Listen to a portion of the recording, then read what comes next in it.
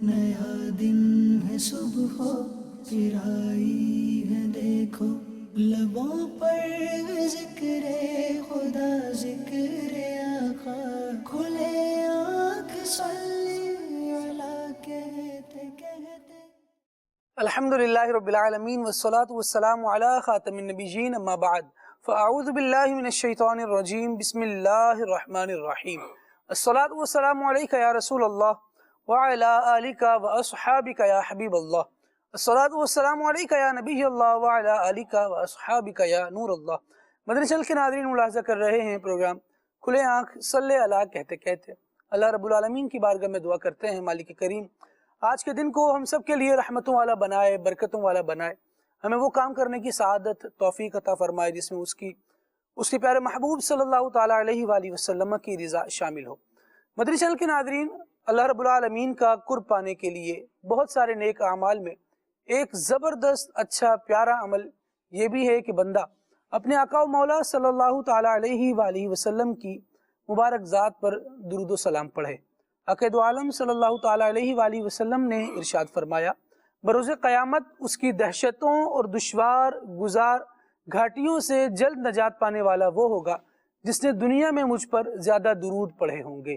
صلو علی الحبیب صلی اللہ تعالی علی محمد صلی اللہ تعالی علیہ وآلہ وسلم۔ آئیے سنتے ہیں تلاوت قرآن۔ اعوذ باللہ من الشیطان الرجیم، میں اللہ تعالیٰ کی پناہ میں آتا ہوں شیطان مردود سے۔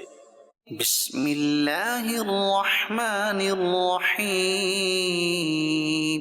اللہ کے نام سے شروع جو نہایت مہربان رحم والا۔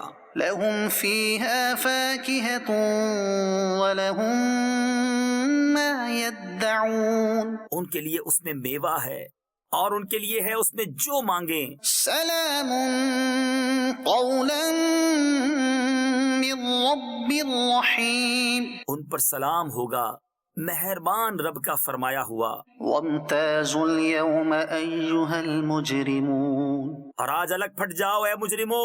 ألم أعهد إليكم يا بني آدم ألا تعبدوا الشيطان إنه لكم عدو مبين۔ اے اولاد آدم، کیا میں نے تم سے عہد نہ لیا تھا کہ شیطان کو نہ پوجنا؟ بے شک وہ تمہارا کھلا دشمن ہے۔ وأن اعبدوني هذا صراط مستقيم، اور میری بندگی کرنا یہ سیدھی راہ ہے۔ وَلَقَدْ أَضَلَّ مِنكُمْ جِبِلًّا كَثِيرًا أَفَلَمْ تَكُونُوا تَعْقِلُونَ، اور بے شک اس نے تم میں سے بہت سی خلقت کو بہکا دیا، تو کیا تمہیں عقل نہ تھی؟ هذه جهنم التي كنتم توعدون اصلوها اليوم بما كنتم تكفرون، یہ ہے وہ جہنم جس کا تم سے وعدہ تھا، آج اس میں جاؤ بدلہ اپنے کفر کا۔ اليوم نختم على أفواههم وتكلمنا أيديهم وتشهد أرجلهم بما كانوا يكسبون، آج ہم ان کے منہوں پر مہر کر دیں گے اور ان کے ہاتھ ہم سے بات کریں گے اور ان کے پاؤں ان کے کیے کی گواہی دیں گے۔ ولو نشاء لطمسنا على أعينهم فاستبقوا الصراط فأنى يبصرون، اور اگر ہم چاہتے تو ان کی آنکھیں مٹا دیتے، پھر لپک کر رستے کی طرف جاتے تو انہیں کچھ نہ سوچتا۔ ولو نشاء لمسخناهم على مكانتهم فما استطاعوا مضيا ولا يرجعون، اور اگر ہم چاہتے تو ان کے گھر بیٹھے ان کی صورتیں بدل دیتے کہ نہ آگے بڑھ سکتے نہ پیچھے لوٹتے۔ ومن نعمره ننكسه في الخلق افلا يعقلون، اور جسے ہم بڑی عمر کا کریں اسے پیدائش میں الٹا پھیریں تو کیا وہ سمجھتے نہیں؟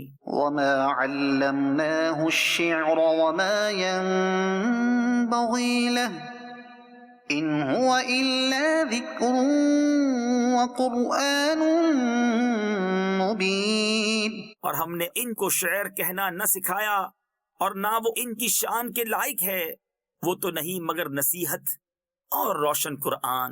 لينذر من كان حيا ويحق القول على الكافرين۔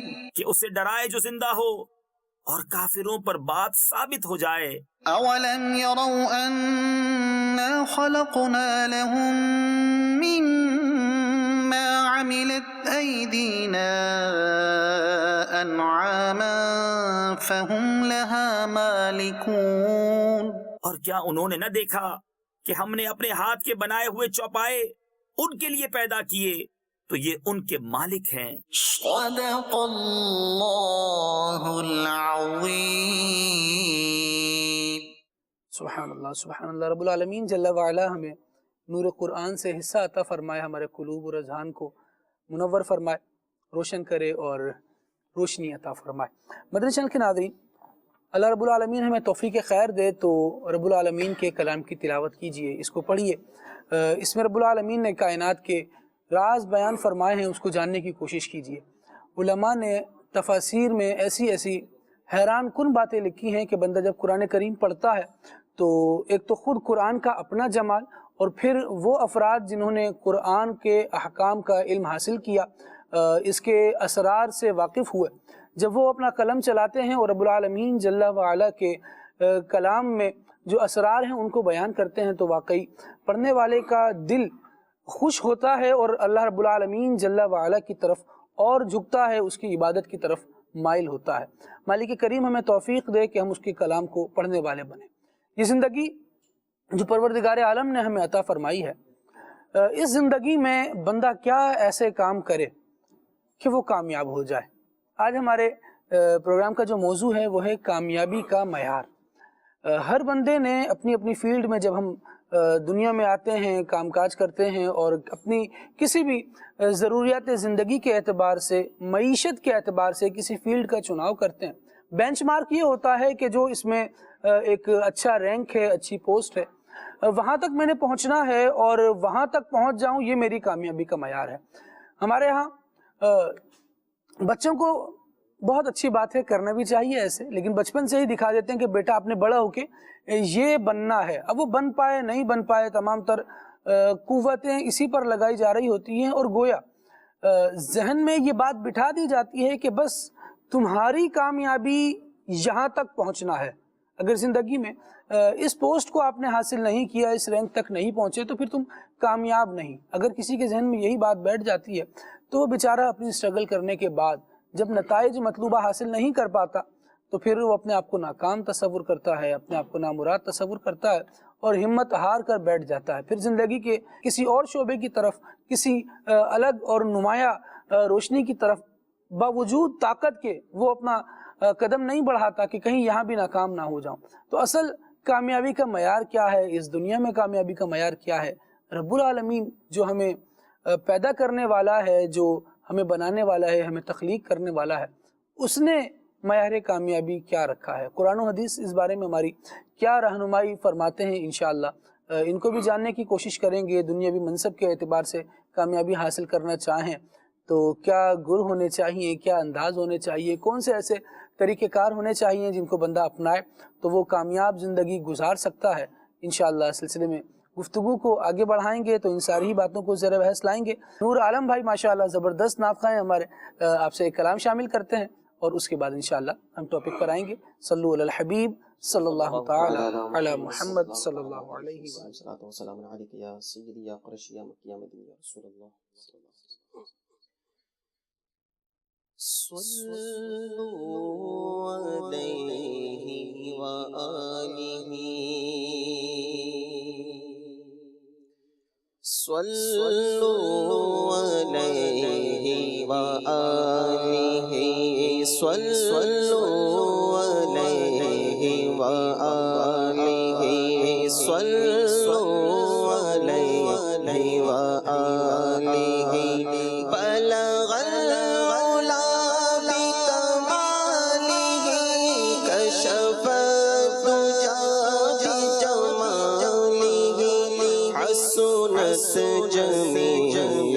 خصاله حسنت جميع خصاله صلوا عليه وآله صلوا عليه وآله صلوا عليه وآله وہ کمال حسن حضور ہے کہ گمان ناس جہاں نہیں وہ کمال حسن حضور ہے کہ گمان ناس جہاں نہیں یہی پھول خار سے دور ہے یہی پھول خار سے دور ہے یہی شمع ہے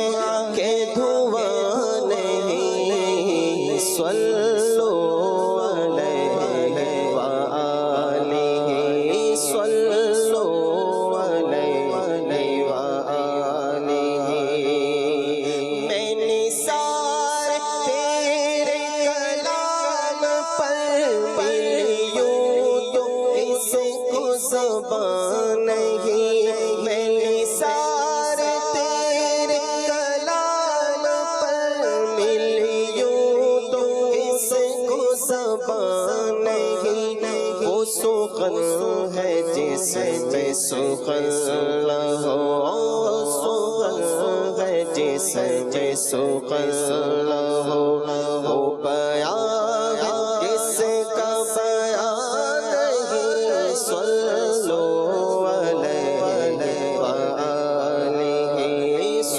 صلوا علیہ وآلہ کرمت ہے اہل دول رضا پڑے اس بلا میں میری بلا کرمت ہے اہل دول رضا پڑے اس بلا میں میری بلا میں گدا ہوں اپنے کریم کا میں گدا ہوں اپنے کریم کا میرا دین پارائنا نہیں صلوا علیہ وآلہ صلوا علیہ وآلہ صلوا علیہ وآلہ تیری جانیوں کے نیچے تیری رحمتوں کے سائے تیری جانیوں کے نیچے تیری رحمتوں کے سائے تیری جانیوں کے نیچے تیری رحمتوں کے سائے جسے دیکھے ہو جنت وہ مدینہ دیکھ آئے جسے دیکھے ہو جنت وہ مدینہ دیکھ آئے نہ یہ بات شان سے ہے نہ یہ بات مال و زر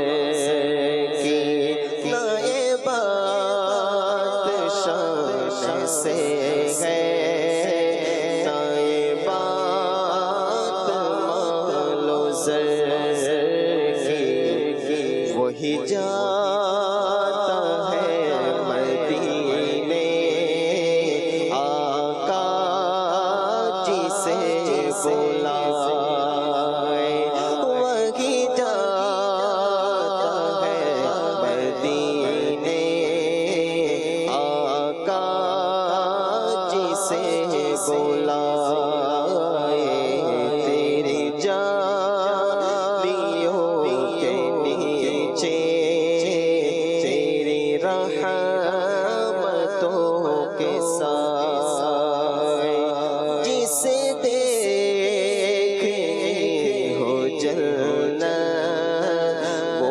مدینہ دیکھے سیرے گلشن کون دیکھے دشت کے بعد چھوڑ کر سوئے جنت کون جائے در تمہارا چھوڑ کر مر ہی جاؤں میں اگر اس در سے جاؤں دو قدم کیا بچے بیمار غم قرب مسیحا چھوڑ کر وہی جاتا ہے مدینے آقا جسے بلائے وہی جاتا ہے مدینے آقا جسے بلائے کیسے وہاں کے دل ہے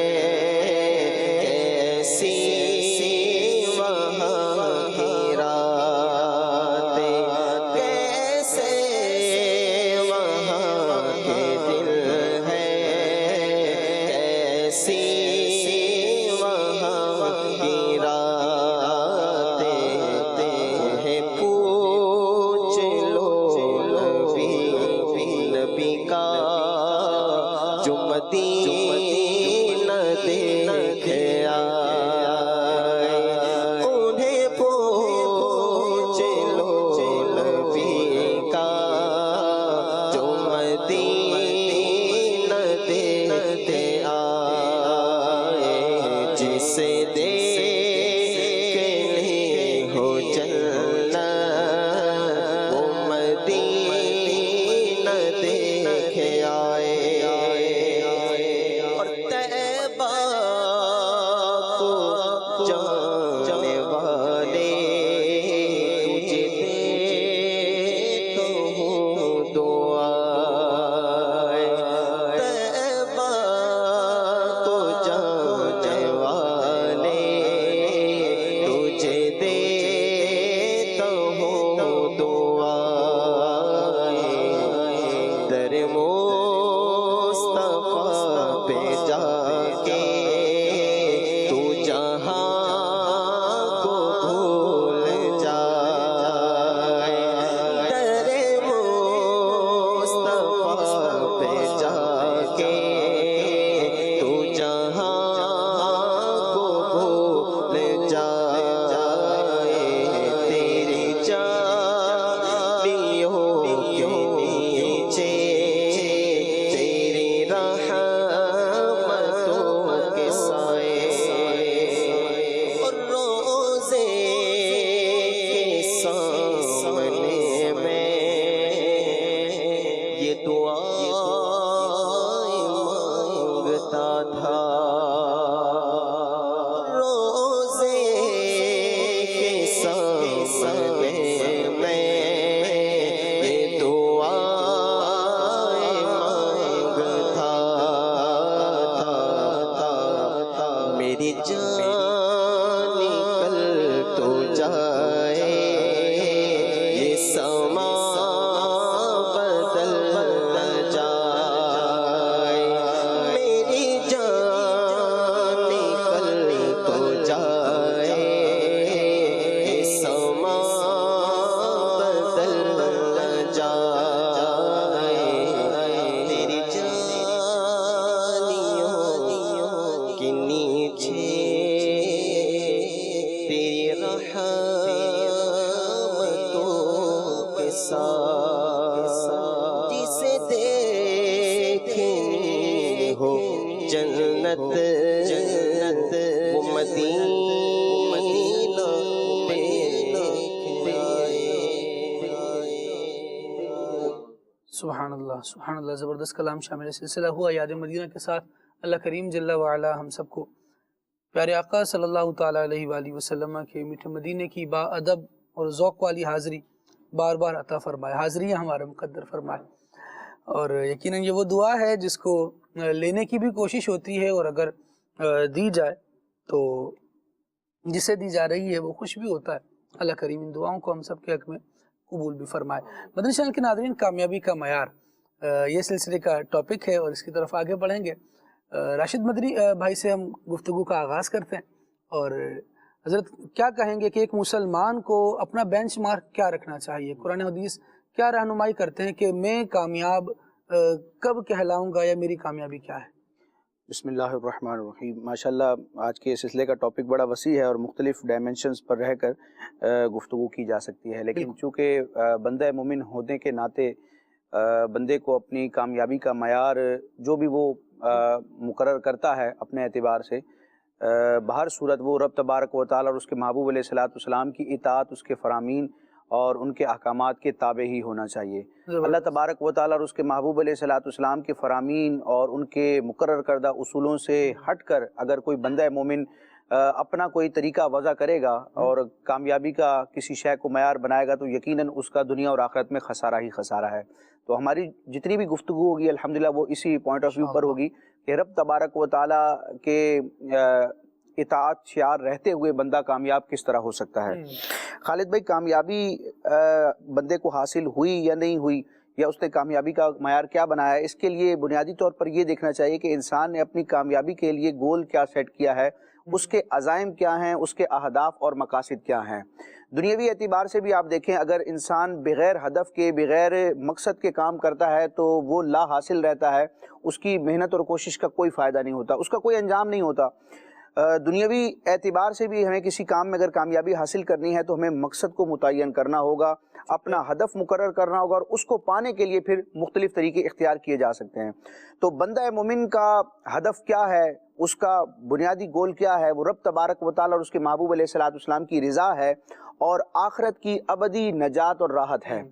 اس کے تحت ہی انسان نے، بندہ مومن نے دنیا میں اپنے شب و روز گزارنے ہیں، اور دنیا کی جو عارضی کامیابی ہے یہ بھی مربوط ہوگی آخرت کی کامیابی سے۔ بالفرض اگر دنیا میں کوئی بہت پیسے والا ہے، بڑا اس نے نام کمایا ہے، یعنی دنیا میں جو کامیابی کے معیار تصور کیے جا سکتے ہیں ان سب کو وہ طے کر چکا ہے، لیکن آخرت کا معاملہ اس کا بالکل ہلاکت خیز ہے، رب تبارک و تعالیٰ کے غضب کا شکار ہے، تو یقیناً وہ بندہ ناکام ہی ناکام ہے۔ کیونکہ اسلامی نقطہ نظر سے مالدار ہونا، عیالدار ہونا، تاجدار ہونا یہ کامیابی کا معیار نہیں ہے۔ کامیابی کا معیار کیا ہے، اس کو اللہ اور اس کے محبوب علیہ الصلوۃ والسلام نے مختلف مقامات پر بیان فرمایا۔ ایک قرآن مجید کی آیت مبارکہ میں ذکر کروں گا، اور تقریباً ہمارے سلسلے کا جو موضوع ہے یا گفتگو ہے انشاءاللہ اسی کے گرد وہ رہے گی، محور رہے گی جی۔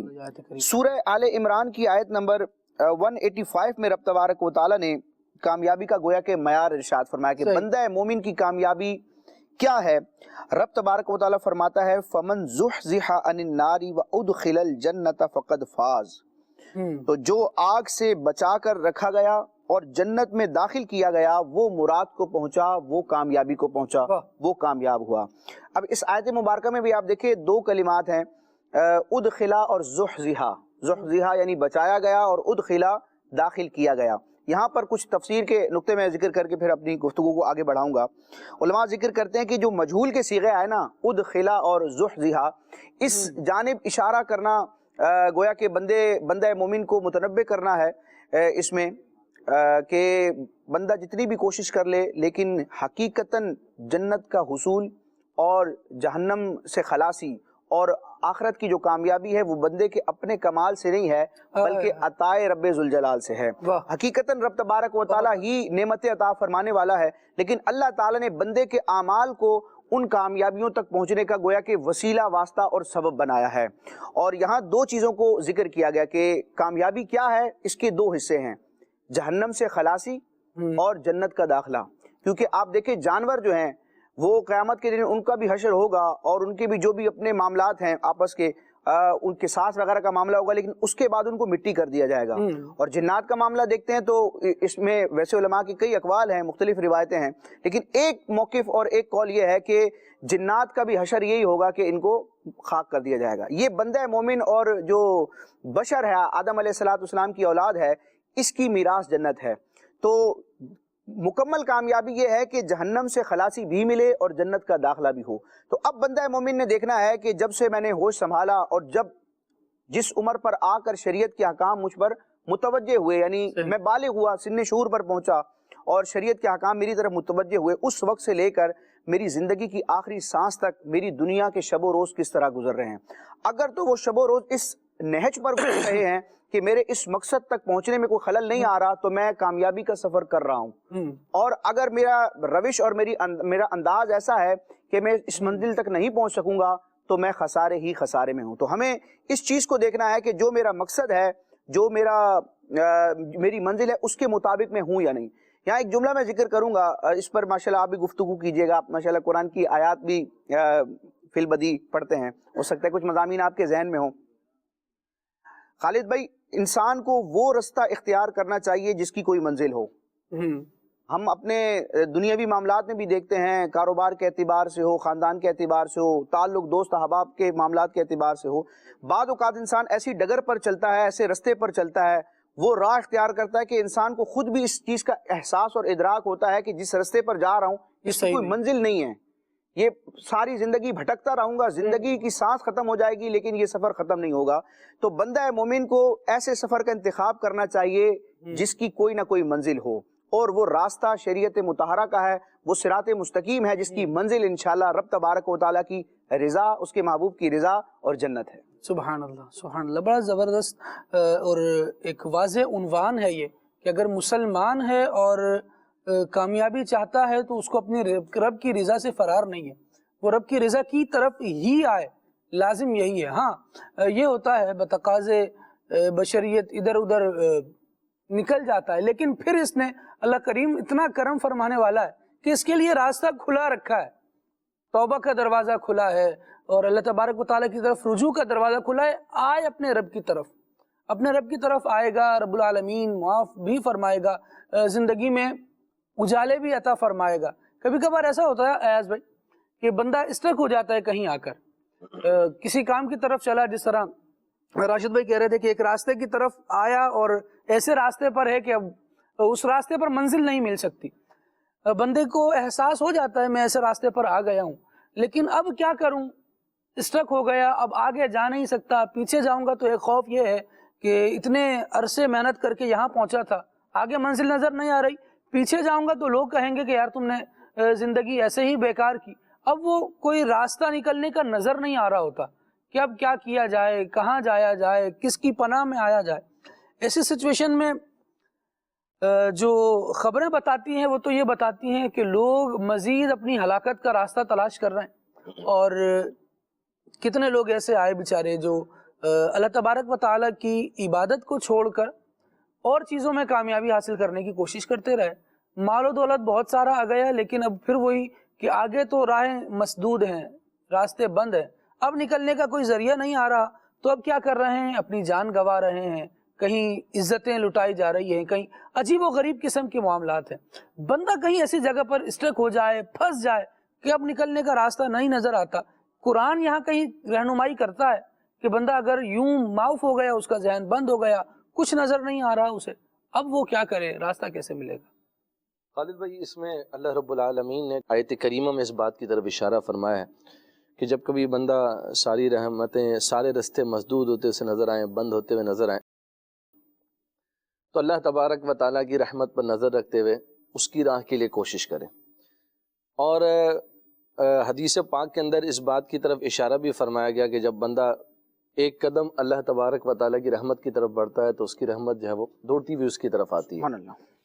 تو آپ دیکھیے کہ اللہ نے ارشاد ہے والذین جاہدوا فینا لنہدینہم، آپ نے کوششیں کر کے دیکھ لی نا، آپ نے دنیا کے لیے اسٹرگل کر لی، آپ نے کامیابی پانے کے لیے، آپ نے فلاح پانے کے لیے سب کچھ کر کے دیکھ لیا، پر ایک جگہ پر اگر آپ اسٹک ہو گئے، رستے بند نظر آئے، یہ اس معاملے میں تو ہو سکتا ہے، لیکن اگر آپ رحمت الہی کی طرف متوجہ ہو کر اس سے پانے کے لیے، اس کی معرفت حاصل کرنے کے لیے، اس سے حقیقی کامیابی کے طلبگار بن کے اس کے رستے پر چلنا شروع کریں، اللہ فرماتا ہے لنہدینہم سبلنا، ہم تمہارے لیے رستہ کشادہ کر دیں گے، سبحان اللہ، ہم تمہیں راہیں متعین کر دیں گے، ہم تمہاری جو توجہ ہے وہ صحیح راہ کی طرف گامزن کر دیں گے، ہم تمہیں اس راستے پر، اس ٹریک پر لے آئیں گے کہ جو تمہیں جہاں پر روشنی نظر آئے گی، جہاں پر تمہیں جو ہے وہ نور نظر آئے گا، جہاں پر تمہیں جنت کی طرف، منزل کی طرف قربت جو ہے وہ نظر آئے گی. تو اگر ہم جو ہے وہ حقیقی معنی میں اللہ تبارک و تعالیٰ کی رحمت کی طرف متوجہ ہو جائیں، اس کے راستے پر آ جائیں، اپنے سابقہ معاملات سے توبہ کرتے ہوئے حقیقی معنی میں فلاح اور کامیابی کو پانے کے لیے اس کی جانب متوجہ ہو جائیں، تو میں نہیں سمجھتا خالد بھائی کہ پھر، اور یہ دیکھا ہے، کیا ہم نے ایسے معاشرے کے اندر لوگ نہیں دیکھے جن کی زندگی گناہوں کے اندر بسر ہوئی، ساری زندگی انہوں نے اپنے معاملات کو گناہوں کے اندر بسر کیا، لیکن جب وہ توبہ کر کے اللہ کی بارگاہ میں رجوع کیا انہوں نے، تو اللہ رب العالمین نے انہیں ایسا مقام اور منصب عطا فرمایا کہ وہ مقتدا اور پیشوا بن گئے. کئی ایسے بزرگان دین کے واقعات ہیں کہ جن کی سابقہ لائف جو تھی وہ گناہوں بھرے معاملات کے اندر تھی، جہاں پر ان کی ہلاکت، ان کی بربادی کا راستہ جو ہے نا متعین ہو چکا تھا، اور کئی ہلاکت اور بربادی کے قریب پہنچ چکے تھے. لیکن جب وہ رب تبارک و تعالیٰ کی رحمت کی طرف متوجہ ہوئے، اللہ کی بارگاہ میں توبہ کی، اللہ کی طرف رجوع کیا، تو اللہ رب العالمین نے ان کے لیے ایسے راستہ کشادہ فرمایا کہ پھر مقتدا اور پیشوا کے مرتبے پر فائز ہو گئے، پھر وہ اہل اللہ بن گئے، پھر وہ اللہ والے بن گئے، پھر انہیں نماز کا، تلاوت کا، تقوی کا، ذوق اور شوق عبادت کا انہیں ایسا نصیب ہوا کہ آج وہ ہمارے لیے مثل رہنما ہے. تو اسی لیے اگر ہم بھی سمجھتے ہیں کہ ہم نے دنیاوی سارے حربے اختیار کر لیے، ہمیں جو ہے وہ فلاح نظر نہیں آئی، تو اللہ رب العالمین کے راستے کی طرف اگر ہم گامزن ہو جائیں اور اس میں اگر ہم حقیقی معنی میں اپنی کوشش کو لگا دیں، تو اللہ رب العالمین جو ہے وہ راستے متعین فرما دیتا ہے. خالد بھائی یہاں پر میں اس چیز کو ذکر کرنا چاہوں گا کہ لوگ جو ہے وہ عام طور پر ہمارے ہاں دیکھا جائے تو آج جو ہے وہ مال و دولت کو لوگ اپنی کامیابی اور فلاح کا بیس بنا رہے ہیں. صحیح، یہ ہے تو کامیابی، یہ ہے تو کامیابی. یہ ایک بہت بڑا فیکٹر جس کو آج ہمارے معاشرے میں آپ کہیے کہ ایک جنرلی بھی اگر ہم خالد بھائی دیکھتے ہیں نا، تو لوگ اگر مطلب ان کے اندر یہ آس، یہ امید، یہ ان کے اندر جو ہے نا موجیں مار رہی ہے کہ یار وہ بس یہ گھر آ جائے نا اچھا، گاڑی آ جائے نا اچھی، پیسہ آ جائے نا اچھا، بس تو میں یہ بھی حاصل کر لوں، میں وہ بھی حاصل کر لوں. بھلے ہنسی خوشی زندگی گزار رہا ہے، 2 وقت کا کھانا کھا رہا ہے، سکون سے لائف گزار رہا ہے، لیکن اس کے دل میں بھی یہ حسرت موجیں مار رہی ہے کہ جناب کسی طرح یہ چیزیں میرے پاس آ جائے. کیوں؟ اس لیے کہ کامیابی کی بیس ہمارے معاشرے کے اندر جو ایک دکھائی دی ہے، جس کو بنائے کریٹ کی ہوئی ہے، وہ یہی ہے کہ جناب جس کے پاس مال دولت ہے، بینک بیلنس ہے، اچھا گھر ہے، اچھا گاڑی ہے، وہی جو ہے وہ کامیاب ہے. جبکہ ایسا نہیں ہے. خالد بھائی ایک واقعہ جو ہے نا کیا نام ہے کتابوں کے اندر لکھا ہے کہ ایک بزرگ رحمۃ اللہ تعالی علیہ نے ایک بادشاہ کا واقعہ انہوں نے بیان کیا کہ ایک بادشاہ جو تھا وہ بڑا، اس کے پاس مال و دولت تھا اور کثرت سے وہ مال رکھتا تھا، صاحب منصب تھا، صاحب حیثیت تھا، صاحب ثروت تھا، اللہ کی راہ میں کچھ خرچ نہیں کرتا تھا. ایک دن جو ہے وہ، اور بڑی اس کی عالی شان کوٹھی، خدام، نوکر چاکر اور جناب بڑا آمد و رفت. ایک دن وہ گھر سے باہر کسی کام سے گیا ہوا تھا کہ اس کے دروازے پر ایک فقیر نے دستک دی. اس کے خدام جب دروازے پر آئے تو انہوں نے اس فقیر سے پوچھا کہ بھائی کون ہو؟ انہوں نے کہا تمہارا مالک کہاں ہے؟ تو جو خدام تھے انہوں نے جھوٹ بولتے ہوئے اس فقیر سے کہا کہ تیرے جیسی کسی فقیر کی مدد کرنے کے لیے گیا ہے. کہا اچھا. وہ فقیر چلا گیا. کچھ دیر گزری تو وہ فقیر جو ہے وہ دوبارہ دروازے پر آیا اور اس نے اسے دستک دی. جب دروازے پر دستک دی، آپ کی بات جب خدام آئے، اس سے قبل کہ خدام اس فقیر سے پوچھتے، اس فقیر نے ان خدام سے کہا جاؤ اپنے سیٹ کو بلا کر لاؤ اور اس سے کہو کہ ملک الموت علیہ السلام آئے. اب جو ہے وہ خدام بڑے یوں سمجھیے کہ ان کا ایک رنگ آئے اور ایک رنگ جائے، بڑے پریشان ہوئے، دوڑے دوڑے مالک کے پاس پہنچے اور اس سے جا کر ساری ردات سنائی. کہا کہ باہر اس طریقے سے ایک شخص آیا اور وہ کہتا ہے کہ وہ میں ملک الموت علیہ السلام اپنے سیٹ کو بلاؤ. اب جو تھا نا وہ سیٹ اور وہ جو صاحب ثروت تھا، جو پیسے والا تھا جناب، جو اپنے زوم فاسد کے اندر اپنے آپ کو کامیاب اور فلاح والا سمجھتا تھا، اس نے اپنے خدام سے کہا کہ انہیں انتہائی ادب کے ساتھ، انتہائی اکرام کے ساتھ اور تعظیم کے ساتھ اندر لے کر آؤ. صحیح. چنانچہ ملک الموت علیہ السلام کو جو ہے وہ اندر لے کر آیا گیا. اب جناب جو اس کے نوکر چاکر تھے، خدام تھے اور سارے لوگ جو تھے، اب وہ گریا ازاری کرنے لگے اور انہوں نے ملک الموت علیہ السلام سے کہا کہ دیکھیے آپ ہمارے سیٹ صاحب کو مت لے جائیے، آپ ہمیں لے جائیے، ان کے بدلے ہمیں لے جائیں، ہمارے سیٹ کو مت لے کر جائیے. ملک الموت علیہ السلام نے ارشاد فرمایا کہ میں تو اسی کی روح قبض کرنے آیا ہوں اور اب اس کی روح قبض کیے بغیر میں یہاں سے نہیں جاؤں گا، لہٰذا اے شخص اب تجھے جو وصیت کرنی ہے وہ وصیت کر لے. چنانچہ اس شخص نے اپنے خدام کو حکم دیا کہ میرا جتنا مال ہے، زر ہے، سونا ہے، چاندی ہے، سب کو جو ہے وہ میرے سامنے لایا جائے۔ صحیح۔ چنانچہ اس کے مال و زر کو، سونا چاندی کو، اس کی جس کو اس نے فلاح اور کامیاب کی نجات اور ضامن بنا رکھا تھا، وہ سب کا سب جو ہے وہ اس کے سامنے حاضر کیا گیا۔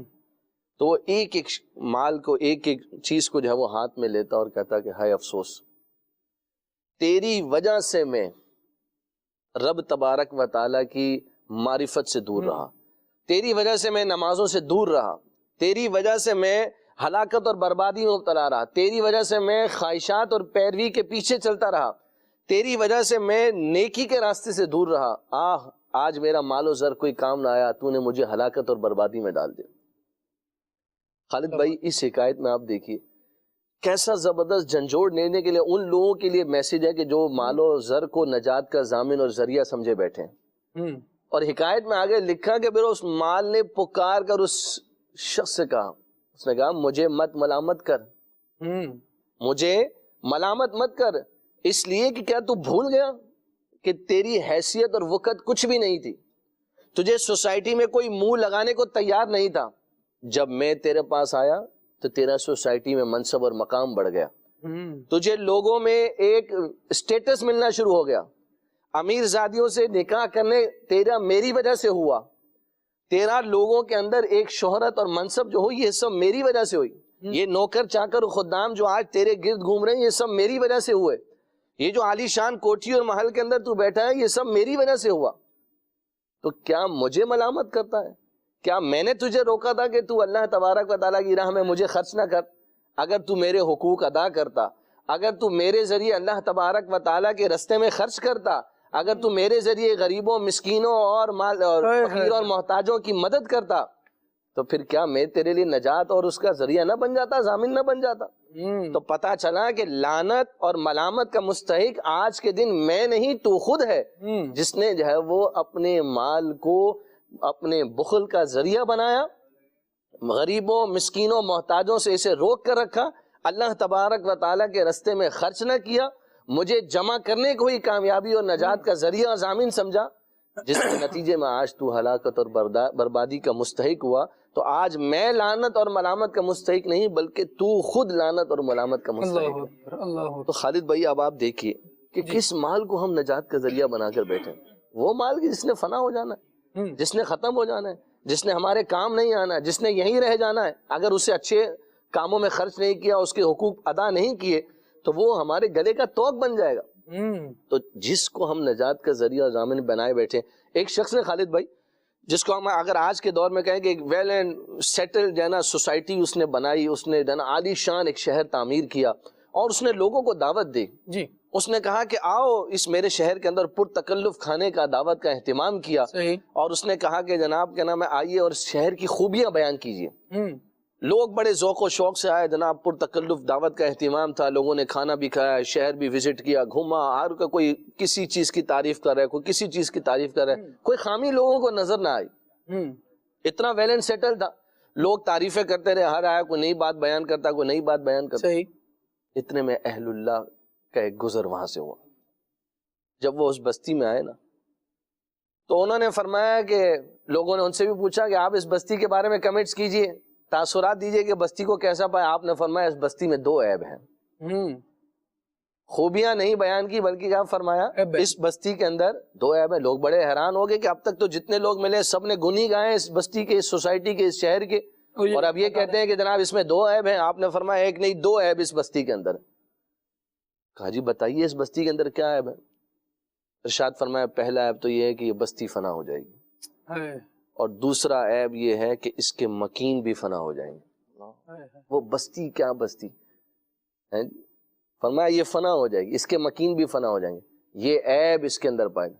تو کہا حضرت آپ ہی ہمیں بتائیے، ابھی راشد بھائی بیان کر رہے تھے وَأُدْخِلَ الْجَنَّةَ فَقَدْ فَازَ، پھر اس نے کہا آپ بتائیے وہ سوسائٹی کون سی ہے، وہ جگہ کون سی ہے، وہ شہر کون سا ہے، وہ بستی کون سی ہے جو جس کو فنا نہیں ہے، جس کے مکینوں کو فنا نہیں ہے۔ اہل اللہ نے فرمایا وہ جنت ہے، اللہ وہ جنت ہے جس کو فنا نہیں ہے، جس کے مکینوں کو فنا نہیں ہے، جو اس میں داخل ہو گیا ہمیشہ ہمیشہ کے لیے جنت میں رہے گا۔ اللہ نے نہیں فرمایا خالدین فیہا ابدا ذالک الفوز العظیم، فرمایا یہ ہے بڑی کامیابی جو اس کے اندر داخل ہو گیا، جو ہمیشہ ہمیشہ کے لیے اس میں داخل ہو گیا، یہ اس نے بڑی کامیابی کو پا لیا۔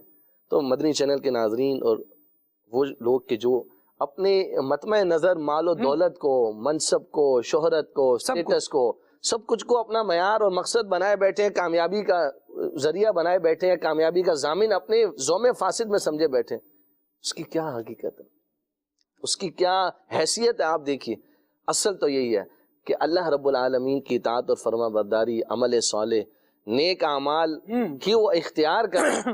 یہ ارشاد فرمایا وَمَن يُطِعِ اللَّهَ وَرَسُولَهُ فَقَدْ فَازَ فَوْزًا عَظِيمًا، جس نے اللہ اور اس کے رسول کی اطاعت کی اس نے بڑی کامیابی کو پا لیا۔ اللہ یہاں آپ کی باتوں میں ایک بات میں ایڈ کرنا چاہتا ہوں، جیسے آپ گفتگو فرما رہے ہیں کہ جناب مال و دولت یہ نہیں ہونا چاہیے یا اس کو کامیابی کا معیار نہیں سمجھنا چاہیے، لیکن ہم دیکھتے ہیں کہ صحابہ کرام علیہ مردوان میں کئی افراد ایسے آئے بڑے بڑے مال و دولت والے تھے، بے شک تو وہ بھی تو مال و دولت والے تھے۔ اگر کوئی ہے تو اس میں اس کی برائی کیا ہے؟ یہ دنیا کا ہی تو سادو سامان ہے جو اس نے جمع کیا ہوا ہے، اور دنیا میں جمع نہیں کرے گا تو کہاں جمع کرے گا؟ کیا فرماتے ہیں؟ بالکل ایسے ہی ہے خالد بھائی۔ دیکھیے ایک جملہ ہم نے اس دوران یہ بیان کیا کہ وہ مال اگر اس کو جمع کرتا ہے، اگر اس کے پاس مال و دولت ہے، مال و دولت جمع کرنا بری بات نہیں ہے، اگر اس کی اچھی نیتیں پیش نظر ہیں کہ وہ خود کو، اپنی اولاد کو محتاجی سے بچانے کے لیے جو ہے وہ اپنے آپ کو، اپنا مال سیو کرتا ہے یا مال جمع کرتا ہے، تو اس میں کوئی حرج نہیں ہے، اور نہ ہی اس حکایت کو بیان کرنے کا یہ مقصود ہے کہ جناب بندہ سب کچھ بند کر کے چھوڑ چھاڑ کے جنا کرنا بس اللہ اللہ کرنے میں مشغول ہو جائے۔ اگر جائز روزگار اور جائز معاش کے ذریعے وہ اپنے آپ کو محتاجی سے بچانے کے لیے اگر وہ ان سارے معاملات کو اختیار کرتا ہے تو بہت اچھی بات ہے، لیکن اس کا مطلب یہ ہے کہ انسان اسی کو ہی جمع کرنے میں مصروف رہے، اسی کی ہی بڑھانے، اسی کو ہی جو وہ کیا نام ہے سمجھیے کہ اضافہ کرنے میں مشغول رہے، اور اس کی وجہ سے اللہ تبارک و تعالیٰ کی یاد سے دور ہو جائے، اللہ تبارک و تعالیٰ کے ذکر سے دور جائے۔ آپ نے صحابہ کرام کی مثالیں دی، آپ ہمارے امام اعظم ابو حنیفہ رضی اللہ تعالیٰ عنہ کتنے بڑے تاجر تھے، ہے جی، آپ دیکھیے، لیکن مال کا حقوق ادا کیا، حق ادا کیا، مال کے آپ سمجھیے کہ جو تقاضے تھے اس پر بھی عمل کیا، اور اس مال نے ان ہستیوں کو اللہ تبارک و تعالیٰ کی یاد سے، اللہ تبارک و تعالیٰ کے ذکر سے غافل نہیں کیا۔ آپ دیکھیے نا قرآن مجید فرقان حمید میں اللہ تعالیٰ نے ارشاد فرمایا وَمَا أَمْوَالُكُمْ وَلَا أَوْلَادُكُمْ إِلَّا بِالَّتِي تُقَرِّبُكُمْ عِنْدَنَا زُلْفَىٰ إِلَّا مَنْ آمَنَ وَعَمِلَ صَالِحًا وَمَا أَمْوَالُكُمْ وَلَا أَوْلَادُكُمْ بِالَّتِي تُقَرِّبُكُمْ عِنْدَنَا زُلْفَىٰ إِلَّا مَنْ آمَنَ وَعَمِلَ صَالِحًا۔ آپ دیکھیے ارشاد فرمایا تمہاری یہ اموال اور تمہاری یہ دولت یہ تمہیں ہمارے قریب نہیں کر سکتی مگر یہ کہ جو ایمان والا ہو اور عمل صالح کیا ہو۔ اب پتہ چلا کہ جس کا ایمان ہے، جس کے عمل صالح ہے، اور پھر اس کے ساتھ ساتھ اگر اس کے پاس مال بھی ہے، اولاد بھی ہے، جہاں بھی ہے، منصب بھی ہے، شہرت بھی ہے، اور اللہ تبارک و تعالیٰ کا قرب اس کے ذریعے پاتا ہے، تو بلا شبہ اس کے اندر جو ہے وہ کیا نام ہے اس کے لیے اجر و ثواب کا ذریعہ ہے۔ تو اگر جو ہے وہ مال اور دولت موجود ہے اور اس کے حقوق اور اس کے تقاضے بندہ پورے کرتے ہوئے اللہ تبارک و تعالیٰ کی یاد کی طرف گامزن ہے، تو یہ ہرگز برا نہیں، بلکہ یہ اس کی آخرت کے لیے یوں سمجھیے کہ سرمایہ ہے۔ آپ دیکھیے کہ صحابہ کرام علیہ رضوان نے جس طریقے سے آپ نے صحابہ کرام کی مثال دی، حضرت عبد الرحمن بن عوف رضی اللہ تعالیٰ، حضرت عثمان غنی رضی اللہ تعالیٰ، آپ دیکھیے کہ مال و دولت کے انبار تھے لیکن ان کی سخاوت کی دیکھیے پھر کیسی مثالیں ہیں، ان کا راہ خدا میں خرچ دیکھیے کیسا ہے، پھر حضور علیہ الصلوۃ والسلام کی خدمت میں اعلان جتنا ہو رہا ہے اس سے بڑھا کر جو ہے وہ پیش کیا جا رہا ہے۔ تو یہ انداز اگر ہمارا ہو، یہ مضمون بیان کیا نا، یا ایھا الذین آمنوا لا تلہکم اموالکم ولا اولادکم عن ذکر اللہ، مال دولت اولاد یہ تمہارے پاس ہے، اور اس کو اللہ کریم نے فضل بھی قرار دیا، ارشاد فرمایا یہ اللہ کا فضل ہے، اس کو تلاش کرو، یہ ارشاد فرمایا۔ اولاد کے بارے میں اس کو نعمت ارشاد فرمایا، بلکہ اسے دل کا پھل قرار دیا گیا، لیکن اس کے باوجود یہ ارشاد فرمایا کہ یہ چیزیں تمہیں اللہ کے ذکر سے غافل نہ کریں۔ اگر اللہ کے ذکر سے بندہ ان کی موجودگی کی وجہ سے، ان میں مشغولیت کی وجہ سے، مال میں یا اولاد میں مشغولیت کی وجہ سے نمازوں کو ضائع کر رہا ہے، اللہ کے حقوق ضائع کر رہا ہے، تو پھر ارشاد فرمایا وَمَن يَفْعَلْ ذَلِكَ فَأُولَٰئِكَ هُمُ الْخَاسِرُونَ، پھر وہ کامیابی والا نہیں ہوگا، ناکامی اس کا، وہ ناکامی کا منہ دیکھے گا، خسارہ اٹھانے والا ہوگا۔ کیوں؟ کیونکہ اس نے اللہ تبارک و تعالیٰ کی یاد سے منہ موڑ کر ان کی طرف اپنا رخ کر لیا۔ عبدالسمیع بھائی میں چاہوں گا کہ اس بارے میں آپ ذرا ارشاد فرمائیں کہ کامیابی کے لیے کوشش کو کہاں ہم ریٹ کرتے ہیں، کہ کوشش کتنی ہونی چاہیے اگر میں کامیابی چاہتا ہوں تو؟ بسم اللہ الرحمن الرحمن الرحیم. ایک بہت زبردست اصول کسی نے بیان کیا کہ ہر کام کے لیے ایک وقت مقرر کر لو اور ہر وقت کے لیے ایک کام مقرر کر لو. جس نے ایسا کر لیا وہ کامیاب ہو گیا. ہم قرآن کو دیکھتے ہیں تو قرآن پاک میں بھی جب نماز کا ذکر آیا تو کتابم موقوتا، وقت باندھا ہوا فرض. ٹھیک ہے. اب جب یہ چیز آتی ہے نا، جس نے اپنی زندگی میں یہ نظام ایک مطلب وہ چیز ڈال لی کہ میں نے ٹائم کے مطابق چلنا ہے، تو دیکھنے میں یہ آیا کہ اسے ناکامی نہیں ہوتی. وقتی آزمائشیں ضرور ہوتی ہیں. صحیح. آپ دنیا میں کوئی بھی سسٹم اٹھا کے دیکھ لیں، بڑی بڑی گاڑیاں چل رہی ہیں. اب جیسے میرا سفر ہوتا ہے تو مثال گاڑی کی آتی، اب ایسی ایسی گاڑیاں ہیں کہ جنہوں نے ٹائم کی پابندی کی، چاہے بالفرض ان کے پاس آدھی گاڑی خالی ابھی گاڑی چلا دی. شروع میں ایسا ہوتا ہے، لیکن چند دن گزرنے کے بعد جیسے بھی حالات ہوں ان کی گاڑی پہلے فل ہوتی ہے. جس نے ٹکٹ لیا ہوا ہے وہ ٹائم پر ہی پہنچے گا. وہ ٹائم پر اسے پتہ ہے یار یہ میرا ٹائم خراب نہیں کرے گا، اور اس نے آگے بھی ایک شیڈول بنایا ہوا ہے، یہ اس کے مطابق چلے گا. وہاں اس کا اسٹاف ہوگا، مجھے نماز بھی پڑھائے گا، کھانا بھی کھلائے گا، اور میں ریلیکس ہو کر طبی حاجات سے فارغ ہو کر اپنی منزل تک پہنچ جاؤں گا. صحیح. اور جو ایسا نہیں کرتے وہ یہ دیکھتے ہیں کہ یار سواری جب آئے گی تو چل پڑیں گے. تو عموماً دیکھنے میں آیا کہ وہ لوگوں کا ٹائم بھی خراب کرتے ہیں، اور جب لوگ وہاں سے اترتے ہیں تو انہیں برا بھلا کہتے ہوئے جا رہے ہوتے ہیں. ایسے آپ دنیا کی کمپنیاں اٹھا لیں جنہوں نے اپنا ایک نظام بنایا ہوا. صحیح. جیسے ہم مدنی چینل کو لے لیں، ہم نے ٹائم رکھا کہ اتوار کے دن ہم 9 سے 11 چلیں گے. اب ہمیں بھی آسانی ہے، مبلغین کو بھی آسانی ہے، دیکھنے سننے والوں کو بھی آسانی ہے. اگر یہ ٹائم آگے پیچھے ہو جائے تو شاید سب کچھ ڈسٹرب ہو جائے گا. اسی طرح بعض لوگ ایسے ہوتے ہیں وہ یہ کہتے ہیں یار آج چھٹی کا دن ہے، صحیح، آج سونا ہی سونا ہے. حالانکہ زیادہ سونے سے بندے کی عقل بھی خراب ہوتی ہے، تباہ ہونے کا ڈر ہے، اعصابی کمزوری بھی ہوتی ہے زیادہ سونے سے. اسی طرح وہ بس کم سونے سے بھی یہی مسائل ہوتے ہیں. کم سونے سے پھر بھی اس کی عقل تو رہتی ہے، جتنی ضرورت کی نیند ہے اتنی تو پوری کرے. ضرورت تو پوری کرے اپنی. اب سوتا ہی رہ جائے یار چھٹی کا دن ہے تو بس 20 گھنٹے سونا ہی سونا ہے، تو یہ نقصان دہ. اب وہ ہوتا ہے نا کہ بس جو آئے گا کر لیں گے. بعض لوگ ملتے ہیں آپ کیا کرنا چاہ رہے ہیں، بولے یار دیکھ لیں گے، حالات کے مطابق دیکھ لیں گے اس وقت کیا ہوگا. اور میں نے ایسے لوگوں کو نقصان اٹھاتے دیکھا ہے. بائی چانس کوئی ویسے ہی اگر مطلب کہتے ہیں نا کہ پاؤں میں گیند آ گئی گول ہو گیا تو وہ کہتا ہے یار دیکھو میں نے اس دن بائی چانس گیا نا میرا کام ہو گیا. بولے یہ کبھی کبھی کے ہوتے ہیں.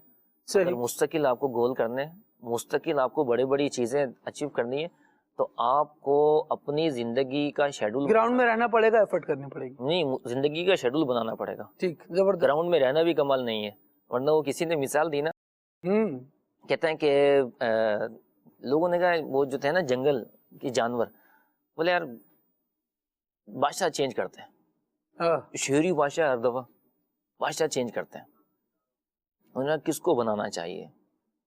سب دیکھتے رہے، بولے لومڑی کو بناتے ہیں، یہ بڑی چالاک ہے، اس کو بادشاہ بناتے ہیں. اچھا بھائی، اب وہ چلتے چلتے وہ بادشاہ شیر تو آیا، وہ تو کبھی کوئی جانور کھا لے کبھی کوئی جانور کھا لے. اب یہ ہے بادشاہ سلامت، یہ تو ہمارے جانور بچے روز ہی کھائے جا رہے ہیں، اب آپ بچاؤ. صحیح. اب وہ لومڑی نے کہا اچھا بھی کرتے ہو. اب یہاں سے یوں بھاگے، یہاں سے یوں بھاگے، یہاں سے یوں بھاگے، یہاں سے یوں بھاگے. صحیح. بولے تم کیا کر رہے ہو؟ بولے کوشش کرتی رہی ہو. کوشش تو کر رہی ہو نا. ٹھیک، زبردست. بولے اس کوشش کا ہمیں کیا فائدہ؟ شیر آیا وہ دوسرا جانور کھا کے چلا گیا، تو یہی ہوا دوبارہ وہی بادشاہ بن گیا. تو کس کو کیا چیز کب کرنی ہے؟ وہ یہ کہ زندگی میں اگر آپ بادشاہ بننا چاہتے ہیں تو اپنے اندر وہ پاور لے کر آئیں.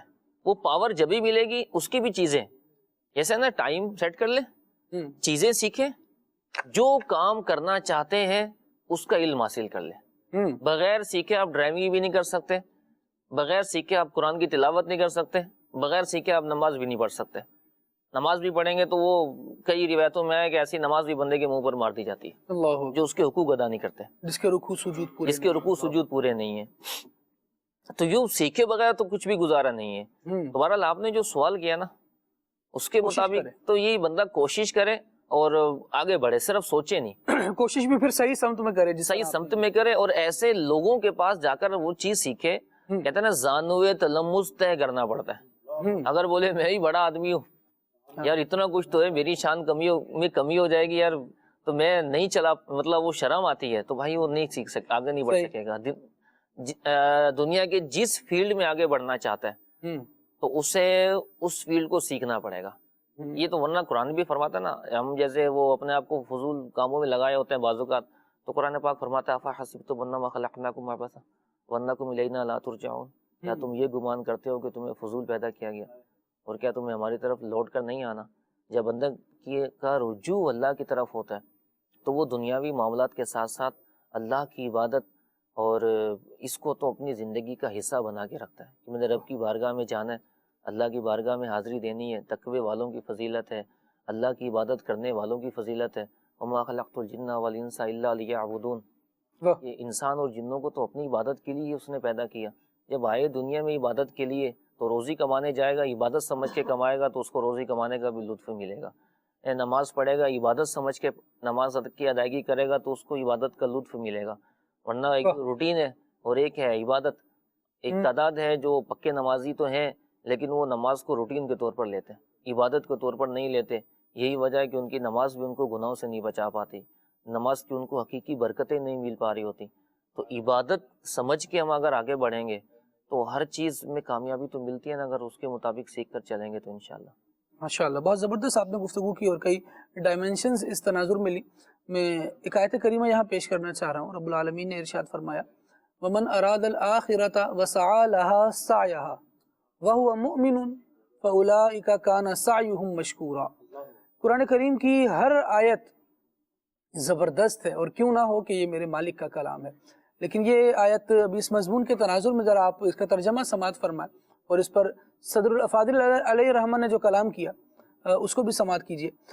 ترجمہ بیان کیا گیا, اور جو آخرت چاہتا ہے اور اس کے لیے ایسی کوشش کرتا ہے جیسی کرنی چاہیے اور وہ ایمان والا بھی ہو, تو یہی وہ لوگ ہیں جن کی کوشش کی قدر کی جائے گی.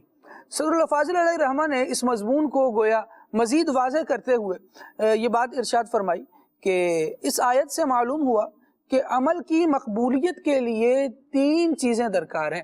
3 چیزیں چاہیے جن کی وجہ سے عمل فائدہ مند ہوگا, قبول ہو جائے گا. کہا نمبر 1 یہ کہ طالب آخرت ہونا, نیکی کر رہا ہے تو پھر آخرت طلب کرے, اس سے آخرت کا طلبگار بھی ہو. اور دوسرا ارشاد فرمایا کہ طالب آخرت ہونا یعنی نیت نیک ہو, اور دوسرا یہ کہ سعی یعنی عمل کو باہتمام اس کے حقوق کے ساتھ ادا کرنا, عمل بھی کرے اور اس کے حقوق کے ساتھ کرے, جس طرح عبدالسمیع بھائی گفتگو فرما رہے تھے. اور اگلی ایک بات ارشاد فرمائی کہ تیسری شرط یہ ہے کہ ایمان جو سب سے زیادہ ضروری ہے, اگر ایمان نہیں ہے اور چاہیے آخرت تو وہ تو ہے ایمان والوں کے لیے, جو شرط تھی وہی نہیں پائی گئی, عمل بھی کرتا رہا, نیت بھی اچھی رکھی, لیکن مومن ہی نہیں تھا, تو پھر اس کے ہاتھ کچھ نہیں آئے گا. اگر ہمیں مدنی چینل کے ناظرین رب العالمین جل وعلا کی بارگاہ سے انعام چاہیے, آخرت کا ثواب چاہیے, وہاں کے منافع اور فائدے چاہیے, تو یہ بات بیان کر دی گئی کہ اس کے لیے نیت بھی اچھی رکھنی پڑے گی, عمل بھی فہم کرنا ہوگا, اور ساتھ ساتھ حالت ایمان ہمارا رخصت نہ ہو, اس کے لیے بھی کوشش کرنی ہوگی. برائیوں سے بچیں, بری صحبتوں سے بچیں, بری جگہ جانے سے بچیں. جو چیزیں ایمان پر ضرب لگاتی ہیں, اس کو نقصان دیتی ہیں, ان ساری چیزوں سے بچیں. انشاءاللہ یہ وہ کوششیں ہوں گی جو ٹھکانے لگیں گی, اور ہمیں کامیابی کا جو یہ بینچ مارک ہے کہ رب العالمین جل وعلا کی رضا مل جائے, دوزخ سے بچا لیے جائیں, جنت میں داخل کر دیے جائیں, تو یہ انشاءاللہ عز و جل اس ایک آیت کریمہ پر عمل کرنے کے تناظر میں عمل کرنے کی برکت سے اللہ کریم یہ چیزیں عطا فرمائے گا. ابھی ایک مفتی قاسم صاحب کا ہم ویڈیو کلپ شامل کرنے جا رہے ہیں. آپ 4 اصول بیان فرما رہے ہیں, آئیے یہ اصول سنتے ہیں اور دیکھتے ہیں کہ کیا سکھایا جا رہا ہے. بہتری کی خواہش جو ہوتی ہے وہ کس طریقے سے پوری کی جائے, بہتری لائی کیسے جائے, اس کے لیے علماء نے 4 طریقے بیان کیے ہیں. ماشاءاللہ. اچھا, وہ 4 طریقے جو بیان کیے ہیں وہ ویسے تو ایک اسپریچولی اور ایک روحانیت کے اعتبار سے بیان کیے, لیکن حقیقت یہ ہے کہ جو ہماری عام زندگی ہوتی ہے, جی, خواہ وہ ہم کسی اسکول میں پڑھتے پڑھاتے ہیں, ہم کالج میں پڑھتے پڑھاتے, یا ہم کوئی بزنس کرتے ہیں, یا ہم اپنے فیملی میٹرز کو دیکھتے ہیں, وہ ان سب کے اندر ہی وہ رولز اپلائی ہوتے ہیں. صحیح. اچھا, جو صوفیانہ اصطلاحات ہے ابتداء میں وہ استعمال کرتا ہوں, پھر اس کو دوسرے انداز میں بیان کرتا ہوں. ماشاءاللہ. بات یہ ہے کہ ہم یہ کہتے ہیں کہ جناب ہمیں ایک نیک پرہیزگار اور بڑا متقی آدمی بننا ہے تو کیا کریں؟ تو کہا جاتا ہے جی آپ کوئی مرشد کامل پکڑ لیں. ایسا ہی مرشد کامل کیا کرے گا؟ آپ کے نفس کی جو خامیاں کوتاہیاں ہیں وہ آپ کو بیان کرے گا اور آپ کی اصلاح کرتے ہوئے آپ کو آگے لے جائے گا. جی اچھا، اگر مرشد نہ ملے تو کیا کیا جائے؟ اس پر امام غزالی علیہ الرحمہ نے فرمایا کہ بہت اچھا خیر خواہ دوست منتخب کر لیں ماشاءاللہ، اور اسے یہ کہیں کہ وہ آپ کی خامیاں بیان کرتا رہے.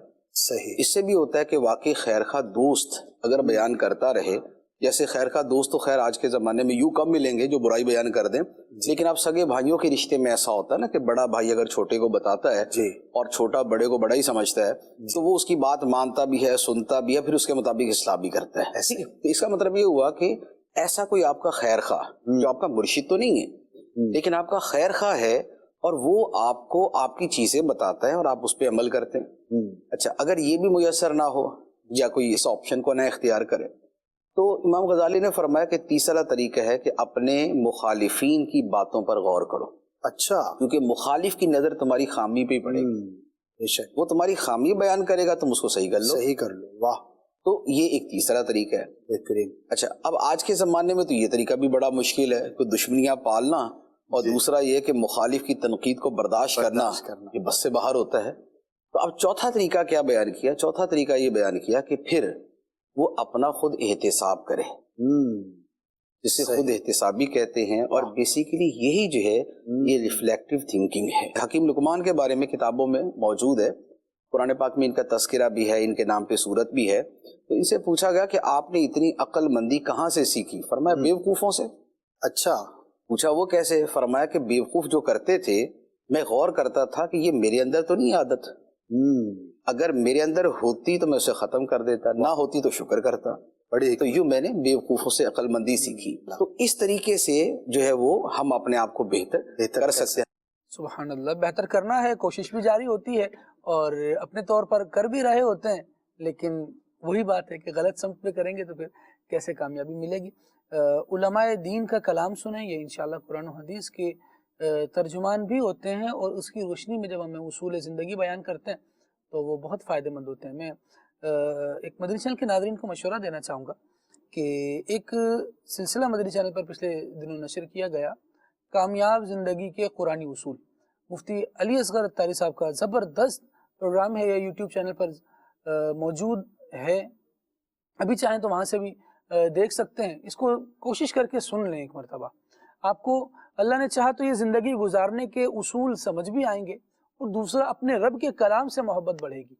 قرآن کیا اصول دے رہا ہے، اور پھر ساتھ ساتھ ہم یہ بھی سوچیں کہ جو اصول میرا دین، میری شریعت بیان کر رہی ہے، میں اپنے آپ کو ان اصول کے مطابق ڈھالنے کی کوشش بھی کر رہا ہوں کہ نہیں. بسا اوقات پتہ بہت ہوتا ہے، مفتی قاسم صاحب بڑی زبردست مثال یہ دیتے ہیں کہ بسا اوقات طلباء میں جا کر بیٹھا جائے تو وہ ایک ہی سوال کر رہے ہوتے ہیں، چند سوال بڑے کامن ہوتے ہیں کہ حضرت مجھے یہ کرنا ہے، کون سی کتابیں پڑھوں، کیا کروں؟ تو وہ کتابیں بتا دیں، وہ اعمال بتا دیے، چلو وظیفہ کسی نے پوچھا تو وظیفہ بھی بتا دیا، وہ سب بتا دیا، لیکن اگلی مرتبہ دوبارہ جاؤ تو پھر وہی سوال ہوتا ہے، پیچھے جو بتایا گیا تھا اس پر عمل ہوا کہ نہیں؟ اگر اس پر عمل نہیں ہوا تو پھر سوال تو وہیں کا وہیں کھڑا رہے گا. عمل کر کے بندہ پھر آگے جاتا ہے اور نئی جہاد اور نئی چیزیں اس کے سامنے آ رہی ہوتی ہیں. تو صرف سننے پر اکتفا نہیں، اللہ کریم ہمیں عمل کی بھی توفیق عطا فرمائے. عمل ایسا جوہر ہے کہ کیا بات ہے اس کی. کہا جاتا ہے جب علم ہوتا ہے تو وہ عمل کو آواز دیتا ہے، اگر عمل آتا ہے تو پھر علم بھی برقرار رہتا ہے، ورنہ علم بھی رخصت ہو جاتا ہے. پھر یہ ہو سکتا ہے کہ ذخیرہ تو ہو، جس طرح ہارڈ ڈسک میں آپ وزن ڈالے جائیں ڈیٹا سیو کیے جائیں، بالآخر یہ ہوگا کہ ہارڈ ڈسک بھر جائے گی اور مزید جگہ نہیں ہوگی، لیکن وہ ہارڈ ڈسک میں پڑی ہے تو کمپیوٹر نے تھوڑی کام کرنا ہے، میرے موبائل یا میرے لیپ ٹاپ نے تھوڑی کام کرنا ہے. اس کو پڑھنے کے بعد عمل تو میں نے کرنا تھا.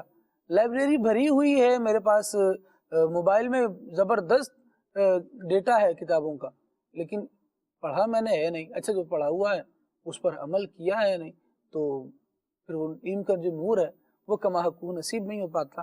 اور عمل کے لیے بڑی ایک زبردست چیز اچھی صحبت بھی ہوتی ہے. اللہ اسی بھی توفیق دے. کچھ کالز لیتے ہیں ناظرین کی، دیتے ہیں ناظرین ہم سے کیا کہنا چاہ رہے ہیں. جی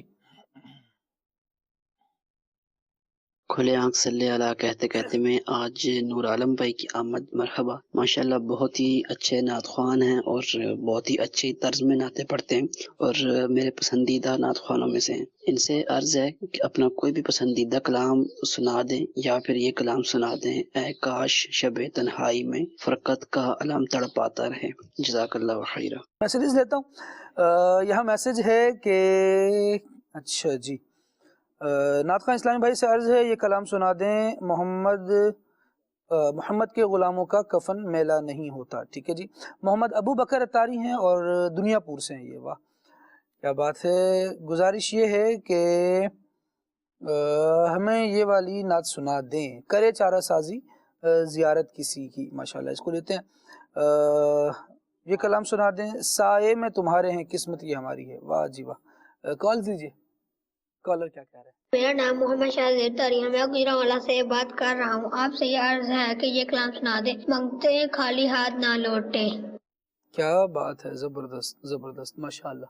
مزید عاقب رضا قصور سے ماشاء اللہ سلسلہ کھلے آنکھ صلی اللہ کہتے کہتے بہت ہی پیارا ہے. میری نور عالم بھائی سے عرض ہے یہ والا کلام ضرور سنا دیجیے. شکریہ آپ کا سلطان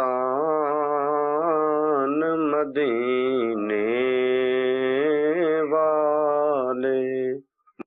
واہ واہ واہ کیا بات ہے جی. زبردست. شعیب احمد بھائی ہیں کراچی سے اور ایک سجیشن دیا ہے آپ نے, نوٹ کر لیا گیا ہے جی. اللہ کریم آپ کو برکت دے. اچھا جی نور عالم اتاری صاحب سے گزارش ہے کہ یہ والا کلام سنا دیں: قسمت میری چمکائیے چمکائیے آقا. واہ. تنم فرسودہ. اچھا جی اس کلام کی فرمائش ہے عامر اتاری ہیں لانڈی قائد آباد سے اور واہ کیا بات ہے مدینے کی. اس کلام کی فرمائش ہے. اچھا جی مزید ہے: غم ہو گئے بے شمار آقا بندہ تیرے نثار آقا. واہ جی واہ. درود تنجینا کی فضیلت بتا دیں. ٹھیک ہے جی. کوشش کرتے ہیں اس کو انشاءاللہ شامل کرتے ہیں. اور آپ کا پروگرام ماشاءاللہ سے بہت پیارا ہے. بہت شکریہ. اللہ کریم برکت دے. اور میرا گدا میرا منگتا میرا غلام آئے اس کلام کی بھی فرمائش کی گئی ہے. دعاؤں کی عرض ہے. کل صبح میرے بیٹے حیدر رضا کے گلے کے ٹونسلز کا آپریٹ ہے. اللہ کریم رحمت فرمائے اپنے کرم سے آسانی دے شفا عطا فرمائے. اچھا جی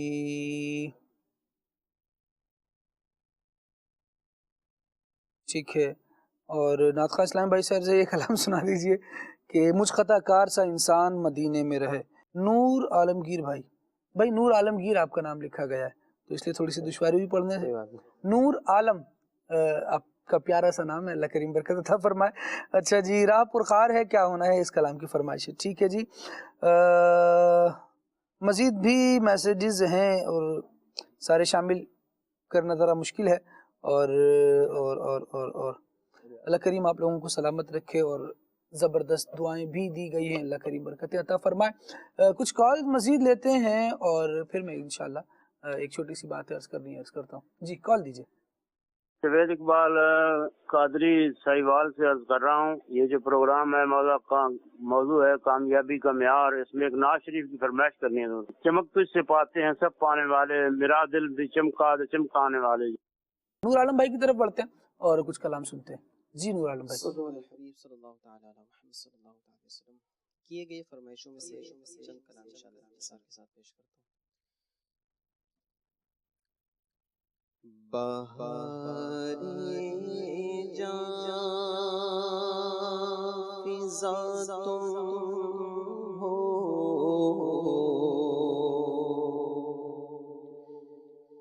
نسیم میں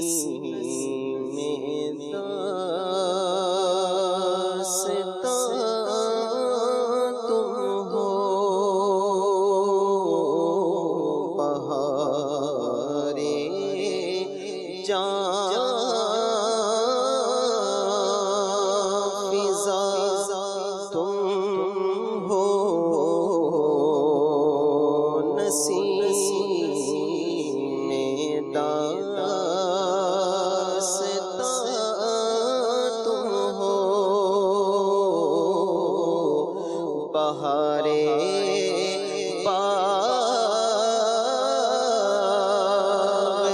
رضوان تم سے ہے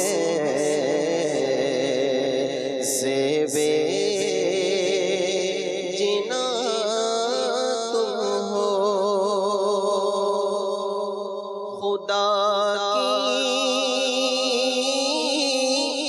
سلطنت کا دو جہاں میں کون دولہا ہے خدا کی سلطنت کا دو جہاں میں کون دولہا ہے تم ہی تم ہو تم ہی تم ہو یہاں تم ہو وہاں میں بھولا آپ کی رفعت سے نسبت ہی ہمیں کیا ہے وہ کہنے بھر کی نسبت تھی کہاں ہم ہیں کہاں تم ہو بہارے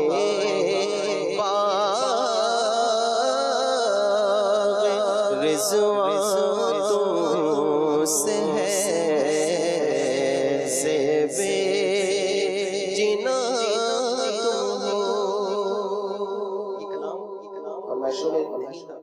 جب کہا گیا تھا کہ کوئی پسندیدہ کلام تو الحمدللہ پسندیدہ فرمائشوں کلام میں تھا یوں جی صلو علی الحبیب صلی اللہ تعالی صلی اللہ علیہ وسلم. یہ نہ ہو کہ فرمائش یہ تو پڑھا ہی نہیں گیا کال میں چلا نہیں تو بہرحال یہ سلام شامل تھا. کرے چارہ سازی زیارت کسی کی کرے چارہ سازی زیارت کسی کی بھرے زخم دل کے بھرے زخم دل کے ملاحت کسی کی بھرے زخم دل کے ملاحت کسی کی بھرے زخم دل کے ملاحت کسی کی چمک کر یہ کہتی ہے طلعت کسی کی چمک کر یہ کہتی ہے طلعت کسی یہ دیدار حق ہے کہ دیدار حق ہے زیارت کسی کے دیدار حق ہے زیارت کسی کی نہ رہتی جو پردوں میں صورت کسی کی نہ رہتی جو پردوں میں صورت کسی کی نہ ہوتی کسی کو نہ ہوتی کسی کو زیارت کسی کی نہ ہوتی کسی کو زیارت کسی کی عجب پیاری پیاری ہے صورت کسی کی عجب پیاری پیاری ہے صورت کسی کی ارے ہمیں کیا خدا کو ہمیں کیا خدا کو ہے الفت کسی کی ہمیں کیا خدا کو ہے الفت خدا سے سوا ہے کہ ہنگامے رخصت خدا سے سوا ہے کہ ہنگامے رخصت زبان حسن پر زبان حسن پر ہو امید حق کسی زبان حسن پر ہو امید حق کسی بھرے زخم دل کے ملاحت کسی سائے میں تمہارے ہیں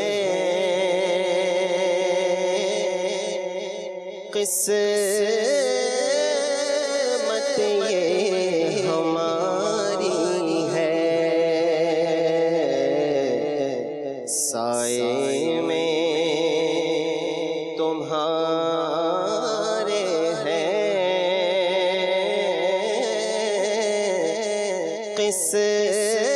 قسمت یہ ہماری ہے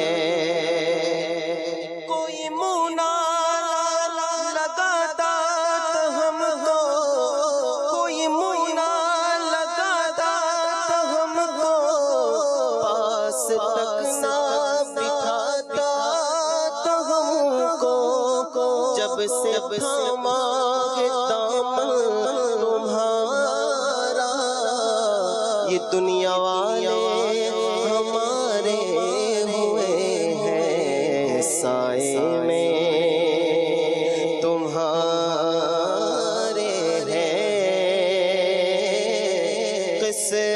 قسمت یہ ہماری ہے سائے میں تمہارے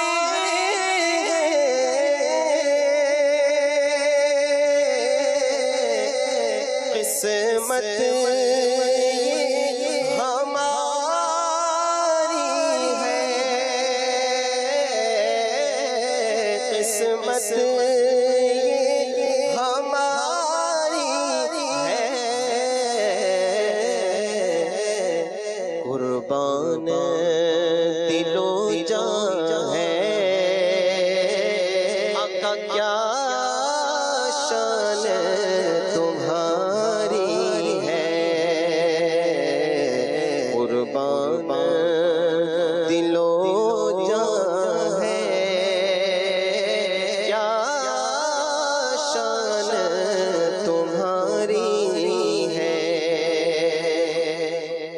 اور نقشہ تیرا دل کش ہے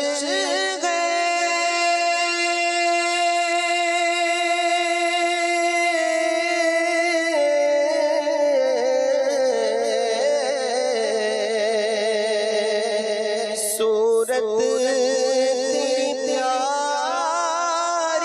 ہے آقا صورت تیری پیاری ہے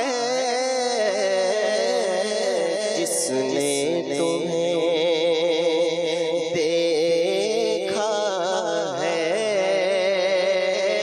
سو جان سے واری ہے جس نے تمہیں دیکھا ہے سو جان سے واری ہے قربان دل و جان ہے کیا شان تمہاری ہے میرا گدا میرا منگتا میرا غلام میرا گدا میرا منگتا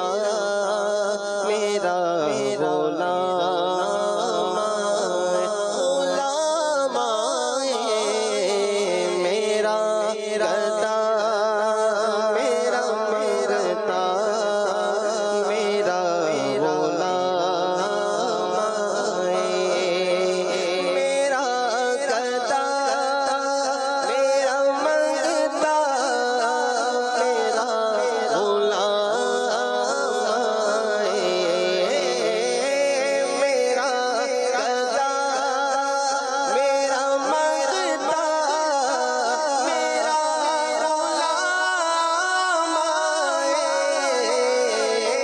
मेरा करता मेरा मांगता मेरा गुलाम आए खुदा करे कभी तैबा से ये बयाम आए खुदा करे कभी तैबा से ये बयाम आए मदीना मुझको आना है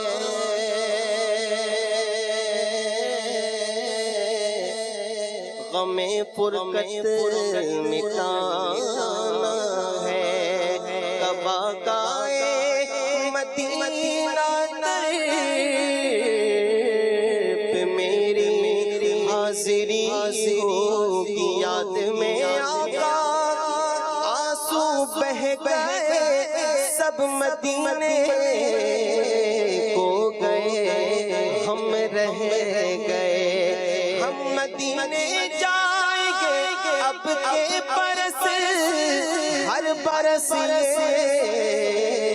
सोचते ही रह गए खुदा करे कभी तैबा से ये बयाम आए और मैं इस यकीन से आया हूँ कि रोज़े से मैं इस यकीन से आया हूँ उनके रोज़े से कहे कि वापस मेरा गुलाम आए वो फिर कहे कि वापस मेरा गुलाम आए गुलाम आए के तैबा से ये बयाम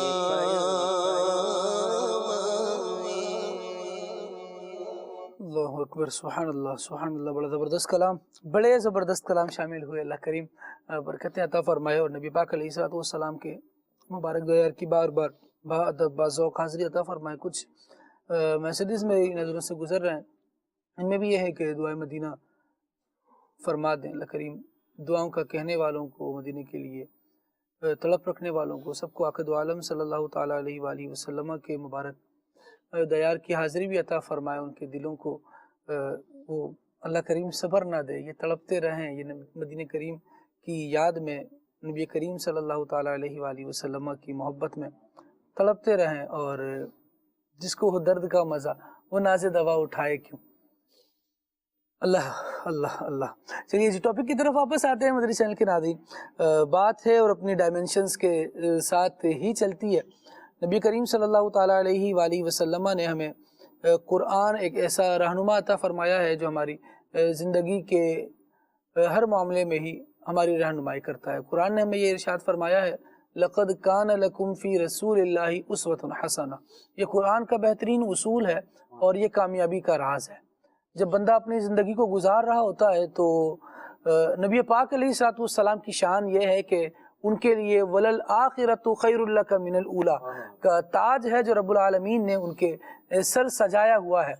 और आका करीम अलैहिस्सलाम की जो ऐलान नबूवत के बाद स्ट्रगल है और लोगों को दीन की दावत देना है और इसके लिए जो कोशिश करना है, جب اسے دیکھتے ہیں تو مختلف قسم کے حالات کا سامنا کرنا پڑا ہے، اور آقا دو عالم صلی اللہ تعالیٰ علیہ وآلہ وسلم نے اپنی کوشش کو جاری رکھا ہے، اور نتیجہ الحمدللہ ہم یہ دیکھ رہے ہیں کہ 4 دانگے عالم میں اسلام کا پیغام پہنچا ہے، اور جو اسلام سے محبت کرنے والے ہیں اور آقا کریم علیہ الصلوۃ والسلام سے محبت رکھنے والے دنیا کے کونے کونے میں موجود ہیں، جو اسلام کے لیے جیتے ہیں اور اسلام کے لیے ہی اپنی جان کو وارنے کی تمنا بھی رکھتے ہیں۔ اللہ کریم جل وعلا ہمیں حضور جان عالم صلی اللہ تعالیٰ علیہ وآلہ وسلم کے لائے ہوئے اس پیغام سے اور سچی محبت عطا فرمائے۔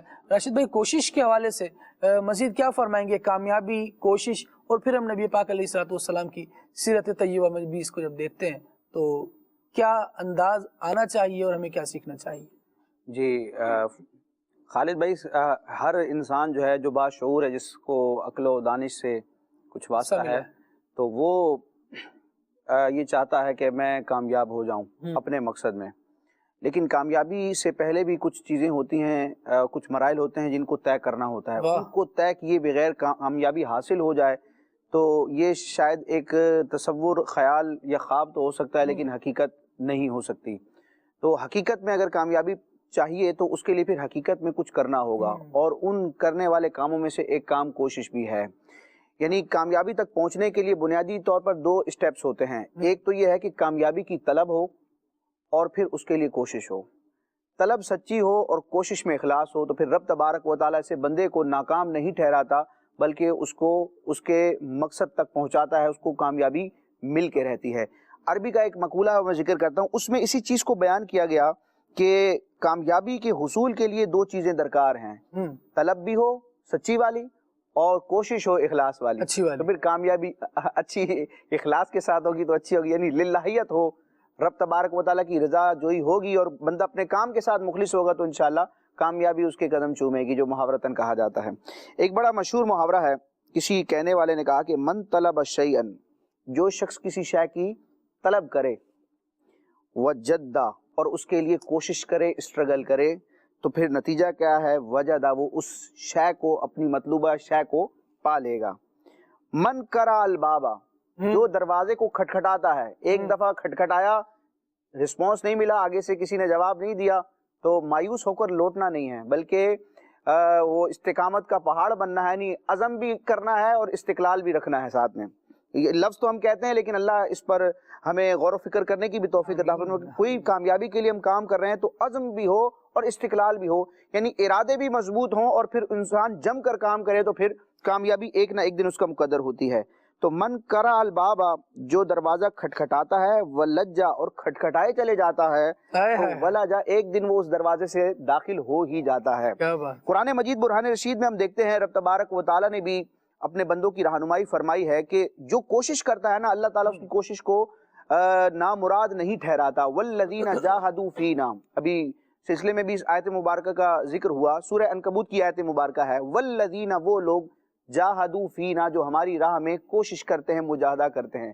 یہاں بھی وہی چیز آئی کہ طلب ہوگی اور اس کے ساتھ کوشش بھی ہوگی، مجاہدہ ہوگا، اسٹرگل ہوگی، تو اب کیا ہوگا؟ لنہدینہم سبلنا، ضرور ہم انہیں اپنی راہیں دکھائیں گے۔ نون تاکید ثقیلہ خفیفہ کے ساتھ تاکید ذکر کی گئی، لنہدینہ، یعنی رب تک، ہدایت تک پہنچانا اور رستے تک پہنچانا اور منزل تک پہنچانا۔ گویا کہ رب تبارک و تعالیٰ بندے سے وعدہ فرماتا ہے کہ کوشش تم نے کرنی ہے، مجاہدہ تم نے کرنا ہے، اسٹرگل تمہاری طرف سے ہوگی، لنہدینہ، تو ہم ہی راہ دکھائیں گے، سبلنا، اپنے رستوں کی طرف رہنمائی کریں گے۔ اور علماء اور صوفیاء فرماتے ہیں کہ رب تبارک و تعالیٰ تک پہنچنے کے اتنے راستے ہیں جتنے انسان کے سانس ہوتے ہیں، لاکھوں کروڑوں سانس انسان لیتا ہے، تو شریعت کے دائرے اور شریعت کے بیان کردہ اصولوں کے مطابق اتنے راستے ہیں کہ انسان جس راستے سے بھی چاہے گا رب تبارک و تعالیٰ کی رضا کو پا لے گا، ان راستوں کو دیکھنا ہے۔ اور اس آیت کریمہ کا جو آپ نے تلاوت فرمائی، والذین جاہدوا فینا لنہدینہم سبلنا، اس کا تتمہ بڑا خوبصورت ہے، اور یہ سورہ عنکبوت کی آخری آیت ہے۔ ارشاد ہوا وَإِنَّ اللَّهَ لَمَعَ الْمُحْسِنِينَ، اور بے شک اللہ تبارک و تعالیٰ ضرور کامیوں کے ساتھ ہے، کوشش کرنے والوں کے ساتھ ہے، اسٹرگل کرنے، محسنین مطلب کسی کام کے لیے کوشش کرنے والے۔ یہاں پر مفسرین نے ایک قول یہ بھی بیان کیا، اور یہاں دیکھیں بندہ جب کوشش کر رہا ہے، جاہدوا فینا والے ٹریک پر آ گیا ہے، تو اب وہ مددگار کے طور پر اللہ کریم کی رحمت کو اپنے ساتھ پائے گا، اور جس کے ساتھ رب کی رحمت تو پھر اس کا کون کیا بگاڑے۔ ایک تو کوشش کرنی ہے، دوسرا یہ کہ کوشش کے بغیر کسی کامیابی یا کسی منزل تک پہنچنے کا جو خواب ہے وہ ہمیشہ خواب ہی رہتا ہے، کبھی شرمندہ تعبیر نہیں ہوتا۔ یہ لفظ مشکل ہے، شرمندہ تعبیر، شرمندگی کی تعبیر پورا نہیں ہوتا، اس کو حقیقت کا روپ نہیں پہنایا جا سکتا۔ خالد بھائی، آپ نے بھی زندگی میں ایسے افراد کو دیکھا ہوگا کہ جو کامیاب لوگوں کو دیکھ کرنا یہ خواہش کرتے ہیں، حسرت بھی کرتے ہیں، اور گویا کہ ایک طرح سے اپنے ارادے کا اظہار بھی کرتے ہیں کہ میں نے یہاں تک پہنچنا ہے، میں نے یہ بننا ہے۔ لوگ کامیاب لوگوں کی کامیابی اور اس مقام کو تو دیکھتے ہیں، لیکن اس مقام تک پہنچنے کے لیے انہوں نے جو تگ و دو کی ہے، جو مشقتیں جھیلی ہیں، جو خواہشات کی قربانیاں دی ہیں، جو دوسروں نے نہیں دی تھی، اس کی طرف توجہ نہیں ہوتی۔ تو ایک شاعر نے بڑے پیارے انداز میں اس بات کو سمجھا، اور یہ حقیقت بھی ہے۔ دیکھیں، رب تبارک و تعالیٰ قادر مطلق ہے، اللہ تعالیٰ بغیر کوشش کے بھی بندے کو عطا فرما سکتا ہے، یہ رب کا فضل ہے، اور ایسا ہوتا بھی ہے، لیکن ہر ایک کے ساتھ ایسا ہو یہ ضروری نہیں، کیونکہ اللہ تعالیٰ کی ذات مسبب الاسباب ہے، یہ کائنات عالم اسباب ہے۔ کامیابی بھی جو انسان کو دنیا میں بھی ملتی ہے نا، دنیاوی اعتبار سے بھی اب کامیابی دیکھیں تو یہ کوشش سے جڑی ہوئی ہے، یعنی انسان تگ و دو کرتا ہے، ہاتھ پاؤں مارے گا تو ہی کچھ پائے گا۔ کئی نعمتیں ایسی ہوتی ہیں جو کسبی ہوتی ہیں، جس میں انسان کو اپنی طرف سے ایفرٹ کرنی پڑتی ہے، کوشش کرنی پڑتی ہے۔ تو ہم دنیاوی اعتبار سے بھی دیکھتے ہیں، عادت جاریہ یہی ہے کہ انسان جتنی کوشش کرتا ہے اتنا ہی پاتا ہے۔ یعنی ایک کلاس میں پڑھنے والے چند اسٹوڈنٹس ہوتے ہیں، استاد ایک ہی ہے، سلیبس بھی ایک ہے، سب کورس وغیرہ نظام ایک ہے، لیکن ہم دیکھتے ہیں فراغت کے بعد وہ سارے اسٹوڈنٹس جو ہوتے ہیں ایک رینک پر نہیں آتے، کوئی کہاں کوئی کہاں، اور مختلف قسم کا تفاوت ہوتا ہے۔ ایسا بھی دیکھنے میں آتا ہے کہ ایک ہی کلاس میں ایک ہی استاد سے ایک ہی کتاب پڑھنے والے، ایک ہی نشست میں بیٹھ کے پڑھنے والے کسی ادارے میں مستقبل میں جاتے ہیں، ایک حاکم بنتا ہے، دوسرا محکوم بنتا ہے۔ ایسے نظارے موجود ہیں، یہ کوئی اچنبے والی بات نہیں ہے۔ تو وجہ کیا ہے؟ رب تبارک و تعالیٰ کا فضل اور پھر بندے کی کوشش۔ کبھی ایسا بھی ہوتا ہے ٹاپر جو ہے وہ بیک بینچر کے انڈر سپرویژن کام کر رہا ہوتا ہے، کلاس میں بہت آگے تھا، لیکن جب عملی زندگی میں آیا تو جو بیچارہ سب سے پیچھے بیٹھتا تھا نا، جس کو بیک بینچر کہہ کے پیچھے کر دیا جاتا تھا، یا جو پیچھے رہتا تھا اس وجہ سے اس کو بیک بینچر کہتے تھے، پھر یہ ہوتا ہے کہ وہ اوپر آیا وہ آپ جو بات فرما رہے ہیں تو کئی چہرے میرے سامنے آ رہے ہیں، ایسی حقیقت ہوتی ہے۔ اللہ تبارک و تعالیٰ عافیت عطا فرمائے۔ میں ایک عربی کا اور ایک پنجابی کا شعر آپ کے سامنے بیان کروں گا، یہ پوری بات کو وہ یہ دو شعر کنکلوڈ کریں گے کہ انسان نے اگر کچھ پانا ہے نا تو اس کو کوشش کرنی ہے، بغیر کوشش کیے کچھ ملنے والا نہیں ہے۔ ہاتھ پہ ہاتھ دھرے انسان بیٹھا رہے کچھ نہیں ہوگا، حرکت میں برکت ہوتی ہے۔ عربی کے شاعر نے بڑے پیارے انداز میں اس مفہوم کو بیان کیا کہ بقدر القدی تکتسب المعالی، تم اپنی کوشش کے مطابق ہی کامیابی کو، بلندی کو پاؤ گے۔ وجہ کیا ہے کہ من طلب، اب اس کی ایک مثال بیان کی کہ من طلب العلا، جو بلندی کو چاہتا ہے کہ میں بلندی تک پہنچوں تو پھر کیا کرنا ہے؟ سحیر اللیالی، وہ پھر راتوں کو جاگے گا۔ جو بلندی کو چاہتا ہے وہ راتوں کو جاگتا ہے۔ کوئی کہے کہ میں نے کرنا کرانا کچھ نہیں ہے، میں نے مفتی اعظم بن جانا ہے، میں نے وزیر اعظم بن جانا ہے، میں نے بہت بڑے مقام کو پا لینا ہے، تو ایسا نہیں ہوگا۔ پنجابی کے شاعر نے کہا کہ نالے مٹھی نیندر سوویں، نالے شوق دیدار کرندہ، یعنی یہ بھی دعویٰ ہے کہ میں اپنے محبوب کا دیدار کرنا چاہتا ہوں، دیدار کے لیے بےتاب ہوں، لیکن نیند کو بھی قربان نہیں کرنا۔ محبوب کا دیدار کرنا ہے تو نیند کو قربان کرنا پڑے گا۔ واہ واہ واہ، بڑی زبردست بات کیجیے۔ اللہ رب العالمین جل وعلا ہمیں توفیق دے کہ ہم اپنی طلب میں سچے ہو جائیں۔ میں اسباب ہے، اب سمیع بھائی یہاں پر بندہ اسباب کو اختیار کرے، یہ نہیں کہہ سکتا کہ میں سارے اسباب کو چھوڑ دوں گا اور اچھا بھی رہوں گا، یہ بڑا مشکل ہوتا ہے۔ عالم اسباب میں اسباب اختیار کرنا ضروری ہے، ہاں نظر جو ہے وہ مسبب الاسباب کی طرف ہونی چاہیے۔ اللہ رب العالمین توفیق عطا فرمائے۔ کالز ہیں کچھ وہ شامل کرتے ہیں، پھر آگے بڑھتے ہیں۔ آج کا موضوع ہے کامیابی کا معیار۔ میرا نام عارف اتاری ہے۔ میرا خالد بھائی کی بارگاہ میں یہ سوال ہے کہ اگر کوئی شخص کامیابی کا معیار اس کو بنا لے کہ مجھے اپنی اور ساری دنیا کے لوگوں کی اصلاح کی کوشش کرنی ہے، تو کیا وہ کامیاب ہو جائے گا؟ سبحان اللہ، سبحان اللہ، بڑا زبردست سوال ہے آپ کا۔ اللہ کریم برکتیں عطا فرمائے، اور اس کو تو اپنا گول ضرور بنانا چاہیے، کوشش کرتے رہیں اور فائدہ ضرور ہوگا۔ میں یہاں یہ عرض کروں گا کہ یہ مقصد جو ہمیں دیا ہے، جو کہ قرآن و حدیث کی تعلیمات کا گویا کہ ایک اعتبار سے نچوڑ ہے، کہ قرآن و حدیث کا ہم سے مطالبہ یہی ہے کہ ہم اپنی اصلاح بھی کریں اور اس عالم میں بھی رب تبارک و تعالیٰ کے دین کو کریں۔ تو یہ جو مدنی دینی مقصد ہے، یہ الحمدللہ یہ ہمارے مقصد حیات سے ہی جڑا ہوا ہے۔ میں یہی کہوں گا کہ یہ مقصد اس ذات نے دیا ہے جو دنیا اور زمانے کی کامیاب ترین شخصیت ہے، تو اس میں کچھ راز تو ہوگا۔ واہ جی واہ، زبردست۔ اور اس کو کامیابی مقصد بنایا جائے یا معیار بنایا جائے تو پھر اس کے لیے ایفرٹ بھی ایسی ہونی چاہیے. ہم دیکھتے ہیں الحمدللہ یہ مقصد جنہوں نے عطا فرمایا ہے ان کی پھر ایفرٹ بھی ایسی ہے کہ وہ لوگوں کے لیے راہیں پیدا کرنے والے، راہیں بنانے والے ہیں، اور مشکلوں کو ان کی آسان کرنے کے لیے اللہ تبارک و تعالیٰ کے دین کے احکامات انہیں بتا رہے ہیں. اس کے لیے دن رات کوشش کر رہے ہیں. کل ہم بیٹھے بات کر رہے تھے، سلمان بھائی ساتھ تھے، مہروز بھائی تھے، کیونکہ سلسلے میں وہ دونوں ہی موجود تھے. اس کے بعد جب ہماری بات ہو رہی تھی تو ایک یہ تھی کہ ہم جب کہیں مدنی قافلہ لے کر جاتے ہیں تو کبھی بڑی خوشی میں نا یہ سوچ رہے ہوتے ہیں کہ شاید یہاں پہلا مدنی قافلہ ہم ہی لے کر آئے، ہم سے پہلے کوئی قافلہ شاید نہیں آیا ہوگا. تو اس گاؤں میں، اس گوٹھ میں بھی پہنچنے کے بعد وہاں کے موجود اسلامی بھائی بتا رہے ہوتے ہیں اور یہاں سے تھوڑا سا اور آگے جائیں گے نا تو وہاں پر وہ مسجد ہے جس میں امیر اہل سنت قافلہ لے کر آئے تھے. یعنی ہم اپنے ذہن میں یہ سوچ رہے ہیں کہ ہم ہی پہلے آئیں، اور وہ خبر یہ ملتی ہے کہ اس سے آگے بھی امیر اہل سنت مدنی قافلے میں سفر فرما چکے ہیں. تو جب اتنا بڑا گول ہو اور اتنا بڑا ہدف بندے نے لیا ہوا ہو تو پھر اس کے لیے کوششیں بھی ایسی ہی ہوتی ہیں. ماشاءاللہ اللہ کریم آپ کو توفیق دے. یہ ہدف آپ کا اچھا ہے اور اس پر مدنی قافلے بھی سفر کریں اور اللہ کرے کہ ہم آپ کے ساتھ بھی سفر کریں، انشاءاللہ ساتھ چلتے رہیں گے. امیر سنت نے اس پر ایک ذہن بھی عطا فرمایا نا کہ حوصلہ بلند رکھیں، ملامت کرنے والے کی ملامت کا خوف نہ کریں، پھر تو آپ اس مقصد پر چلنا آپ کے لیے آسان ہوگا. اگر ہم چاہیں میں کسی کی اصلاح کروں اور وہ میری تعریف ہی کرے گا، میں سنت پر عمل کروں گا اور سارے میرے ہاتھ ہی چومیں گے، ایسا نہیں ہوتا. بس یہ ذہن بنا لیں اللہ اور اس کے رسول کا حکم ہے، میں نے عمل کرنا ہے، میں نے ثواب کمانا ہے، میں نے اس راہ پر چلنا ہے. تو انشاءاللہ الکریم ملامت کرنے والوں کی ملامت کا خوف جب دل سے نکل جائے گا تو پھر یہ برکتیں ضرور ملیں. مزیدار بات کی آپ نے عبدالسمد بھائی. اللہ کریم برکت دے اور ہمیں نیکی کی دعوت دینا اور دین کی دعوت کو عام کرنا یہ ذوق ملے اور اس لیے عطا ہو کہ ہم بس اس سے اللہ تبارک و تعالیٰ کی رضا اور خوشنودی پانے کی کوشش کریں. ایک کال مزید لیتے ہیں. کراچی سے عمران عرض کر رہا ہوں. عرض یہ ہے کہ آج کل جس طرح ہمارے بچے قرآن حفظ کر رہے ہیں، کوئی درس نظامی کر رہا ہے، تو دعوت اسلامی کے لحاظ سے کون سا بچہ جو ہے وہ کامیابی کے رستے پر ہے اور اس کو کون کون سی چیزیں اویل کرنی چاہیے تاکہ اس کی زندگی جو ہے وہ کامیاب ہو سکے؟ مدنی کاموں کے لحاظ سے یہ ارشاد فرما دیں. جزاک اللہ خیرہ. ماشاءاللہ.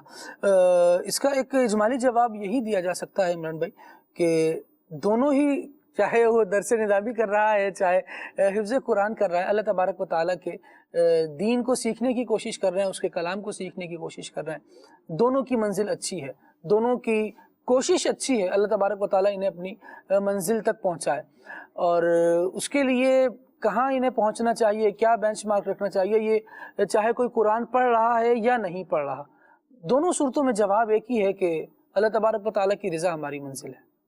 اس کے لیے کوشش کریں. کبھی ایسا ہوتا ہے کہ ابتدا بہت اچھی ہوتی ہے لیکن اس ابتدا کے بعد جب مصائب سامنے آتے ہیں، پریشانیاں سامنے آتی ہیں تو پھر وہ یوں سمجھیں کہ بندے کو اڑا رہی ہوتی ہیں اور اس کی رستے سے اس کو بہکا کر ادھر ادھر کر رہی ہوتی ہیں. بس ابتدا اچھی ہو گئی، اس کے بعد منزل بھی اچھی رہی. ہم نے کئی اس طرح کے افراد دیکھے کہ ان کے والدین چاہتے ہیں کہ یہ پڑھ کر اچھے آدمی بنیں، یہ دین کا علم حاصل کریں، لیکن ہمیں دین کی دعوت نہیں دیں. ہم نے اس کو لگایا ہے اس لیے کہ یہ اپنی راہ بھی سیدھی کرے اور آخرت کے لیے ہمارے بھی ذریعہ ہو جائے، لیکن ہمیں خود اس کے لیے اپنی آخرت کے لیے کوئی کوشش نہیں کرنی. تو پھر وہ جب بچہ بڑا ہوتا ہے نا تو دو راہیں بڑی واضح طور پر اس کے سامنے ہوتی ہیں. ایک وہ ہوتی ہے جس پر والدین نے اس کو ڈالا ہوتا ہے اور دوسری راہ وہ ہوتی ہے جس پر والدین چل رہے ہوتے ہیں. اب بچے کے لیے ایک بڑا کانفلکٹ ہوتا ہے کہ میں کیا کروں، میں کس طرف جاؤں، جہاں مجھے چلایا جا رہا ہے وہ صحیح ہے یا جہاں یہ خود چل رہا ہے وہ صحیح ہے. بڑھتی عمر کے ساتھ جب بچہ فریش گریجویٹ ہو اور جب خاص طور پہ حفظ اگر کر رہا ہے تو بالکل نیا بھی حفظ قرآن مکمل کیا ہو، عموماً ہمارے یہاں 12 13 14 15 سال کی عمر ہوتی ہے جس میں الحمدللہ ہمارے یہ 15 بہت زیادہ میں نے عرض کر دی، اس سے پہلے 12 سے پہلے تقریباً الحمدللہ جو بچے ابتدا سے ہی مدرسۃ المدینہ وغیرہ میں ڈال دیے جاتے ہیں کہ یہ حفظ کریں، ایڈمیشن ان کا کروایا جاتا ہے، تو پھر یہ ہوتا ہے کہ یہ جلدی حفظ کر لیتے ہیں. اب یہ کچی عمر کا بچہ ہے جس نے قرآن کریم اپنے ذہن میں محفوظ کر لیا ہے، اللہ کریم اس کے دل میں بھی اتارے، لیکن اب اس نے زندگی کے بہت سارے روپ دیکھنے، ابھی اس کی یوں سمجھیں کہ جو عمل کی تختی ہے نا وہ کوری ہے. اب یہ دنیا کو دیکھے گا تو اپنی ڈائمنشن کو لے گا. اب اس کے ٹریک کو سیدھا رکھنے میں اس کے والدین کا کردار ہے. اب اس کا ہاتھ تھام کر اس کو مسجد لے کر جانا, اس کا ہاتھ تھام کر اس کو اچھی صحبتوں کا رخ کروانا, یہ والدین کی ذمہ داری ہے. اور اچھی صحبتیں یہ انسان کی کامیابی میں, اس کی ایک منزل تک سفر مکمل کرنے میں اچھا کردار ادا کرتی ہیں. جیسی صحبت ہوگی, بنور عالم بھائی گفتگو فرما رہے تھے آف دی ریکارڈ, یہ بات ہوئی کہ جیسی صحبت ہوگی ویسی کامیابی ہوگی. اگر اچھوں کے ساتھ صحبت ہے تو کامیابی کی منزل اچھی ہے, اور اگر صحبت اچھوں کے ساتھ نہیں ہے تو جس طرح کے لوگوں کے ساتھ صحبت ہے پھر یہ منزل وہیں جائے گی. ایک منزل جنت ہے اور ایک منزل جہنم میں. اللہ کریم ہمیں اچھی توفیق دے اور اچھی راہ پر چلنے کی سعادت عطا فرمائے. سلسلے کا وقت اختتام پذیر ہوا. دعا کرتے ہیں مالک کریم جو کچھ سنا سیکھا اسے یاد رکھنے, عمل میں لانے, دوسروں تک پہنچانے کی توفیق عطا فرمائے. سلسلے کے دوران ہم سے کوئی غلطیاں ہو گئی ہوں, مالک کریم معاف فرمائے. سبحانک اللہم و بحمدک اشہد ان لا الہ الا انت استغفرک و اتوب الیک. صلاۃ و سلام شامل کرتے ہیں.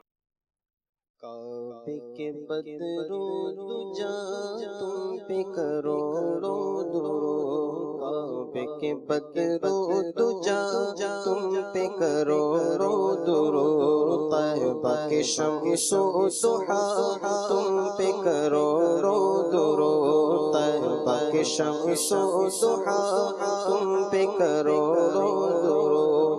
ہم نے خطا میں نہ کی تم نے عطا میں نہ کی, ہم نے خطا میں نہ کی تم نے عطا میں نہ کی, ہم نے خطا میں نہ کی, ہم نے خطا میں نہ کی تم نے عطا میں نہ کی, تم نے عطا میں نہ کی.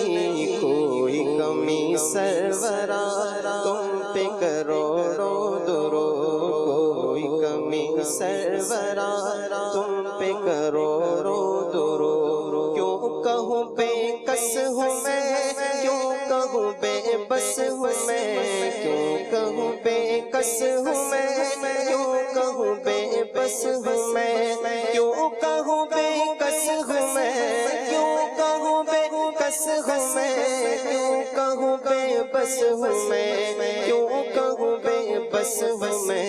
تم ہو میں تم پر فدا تم پہ کروڑوں درود, تم ہو میں تم پر فدا تم پہ کروڑوں درود.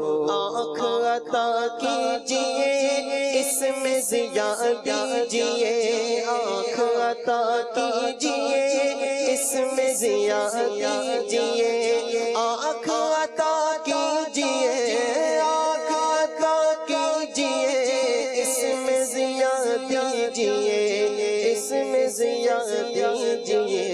جلوہ قریب آ گیا تم پہ کروڑوں درود, جلوہ قریب آ گیا تم پہ کروڑوں درود. کعبے کے بدرو دجا تم پہ کروڑوں درود.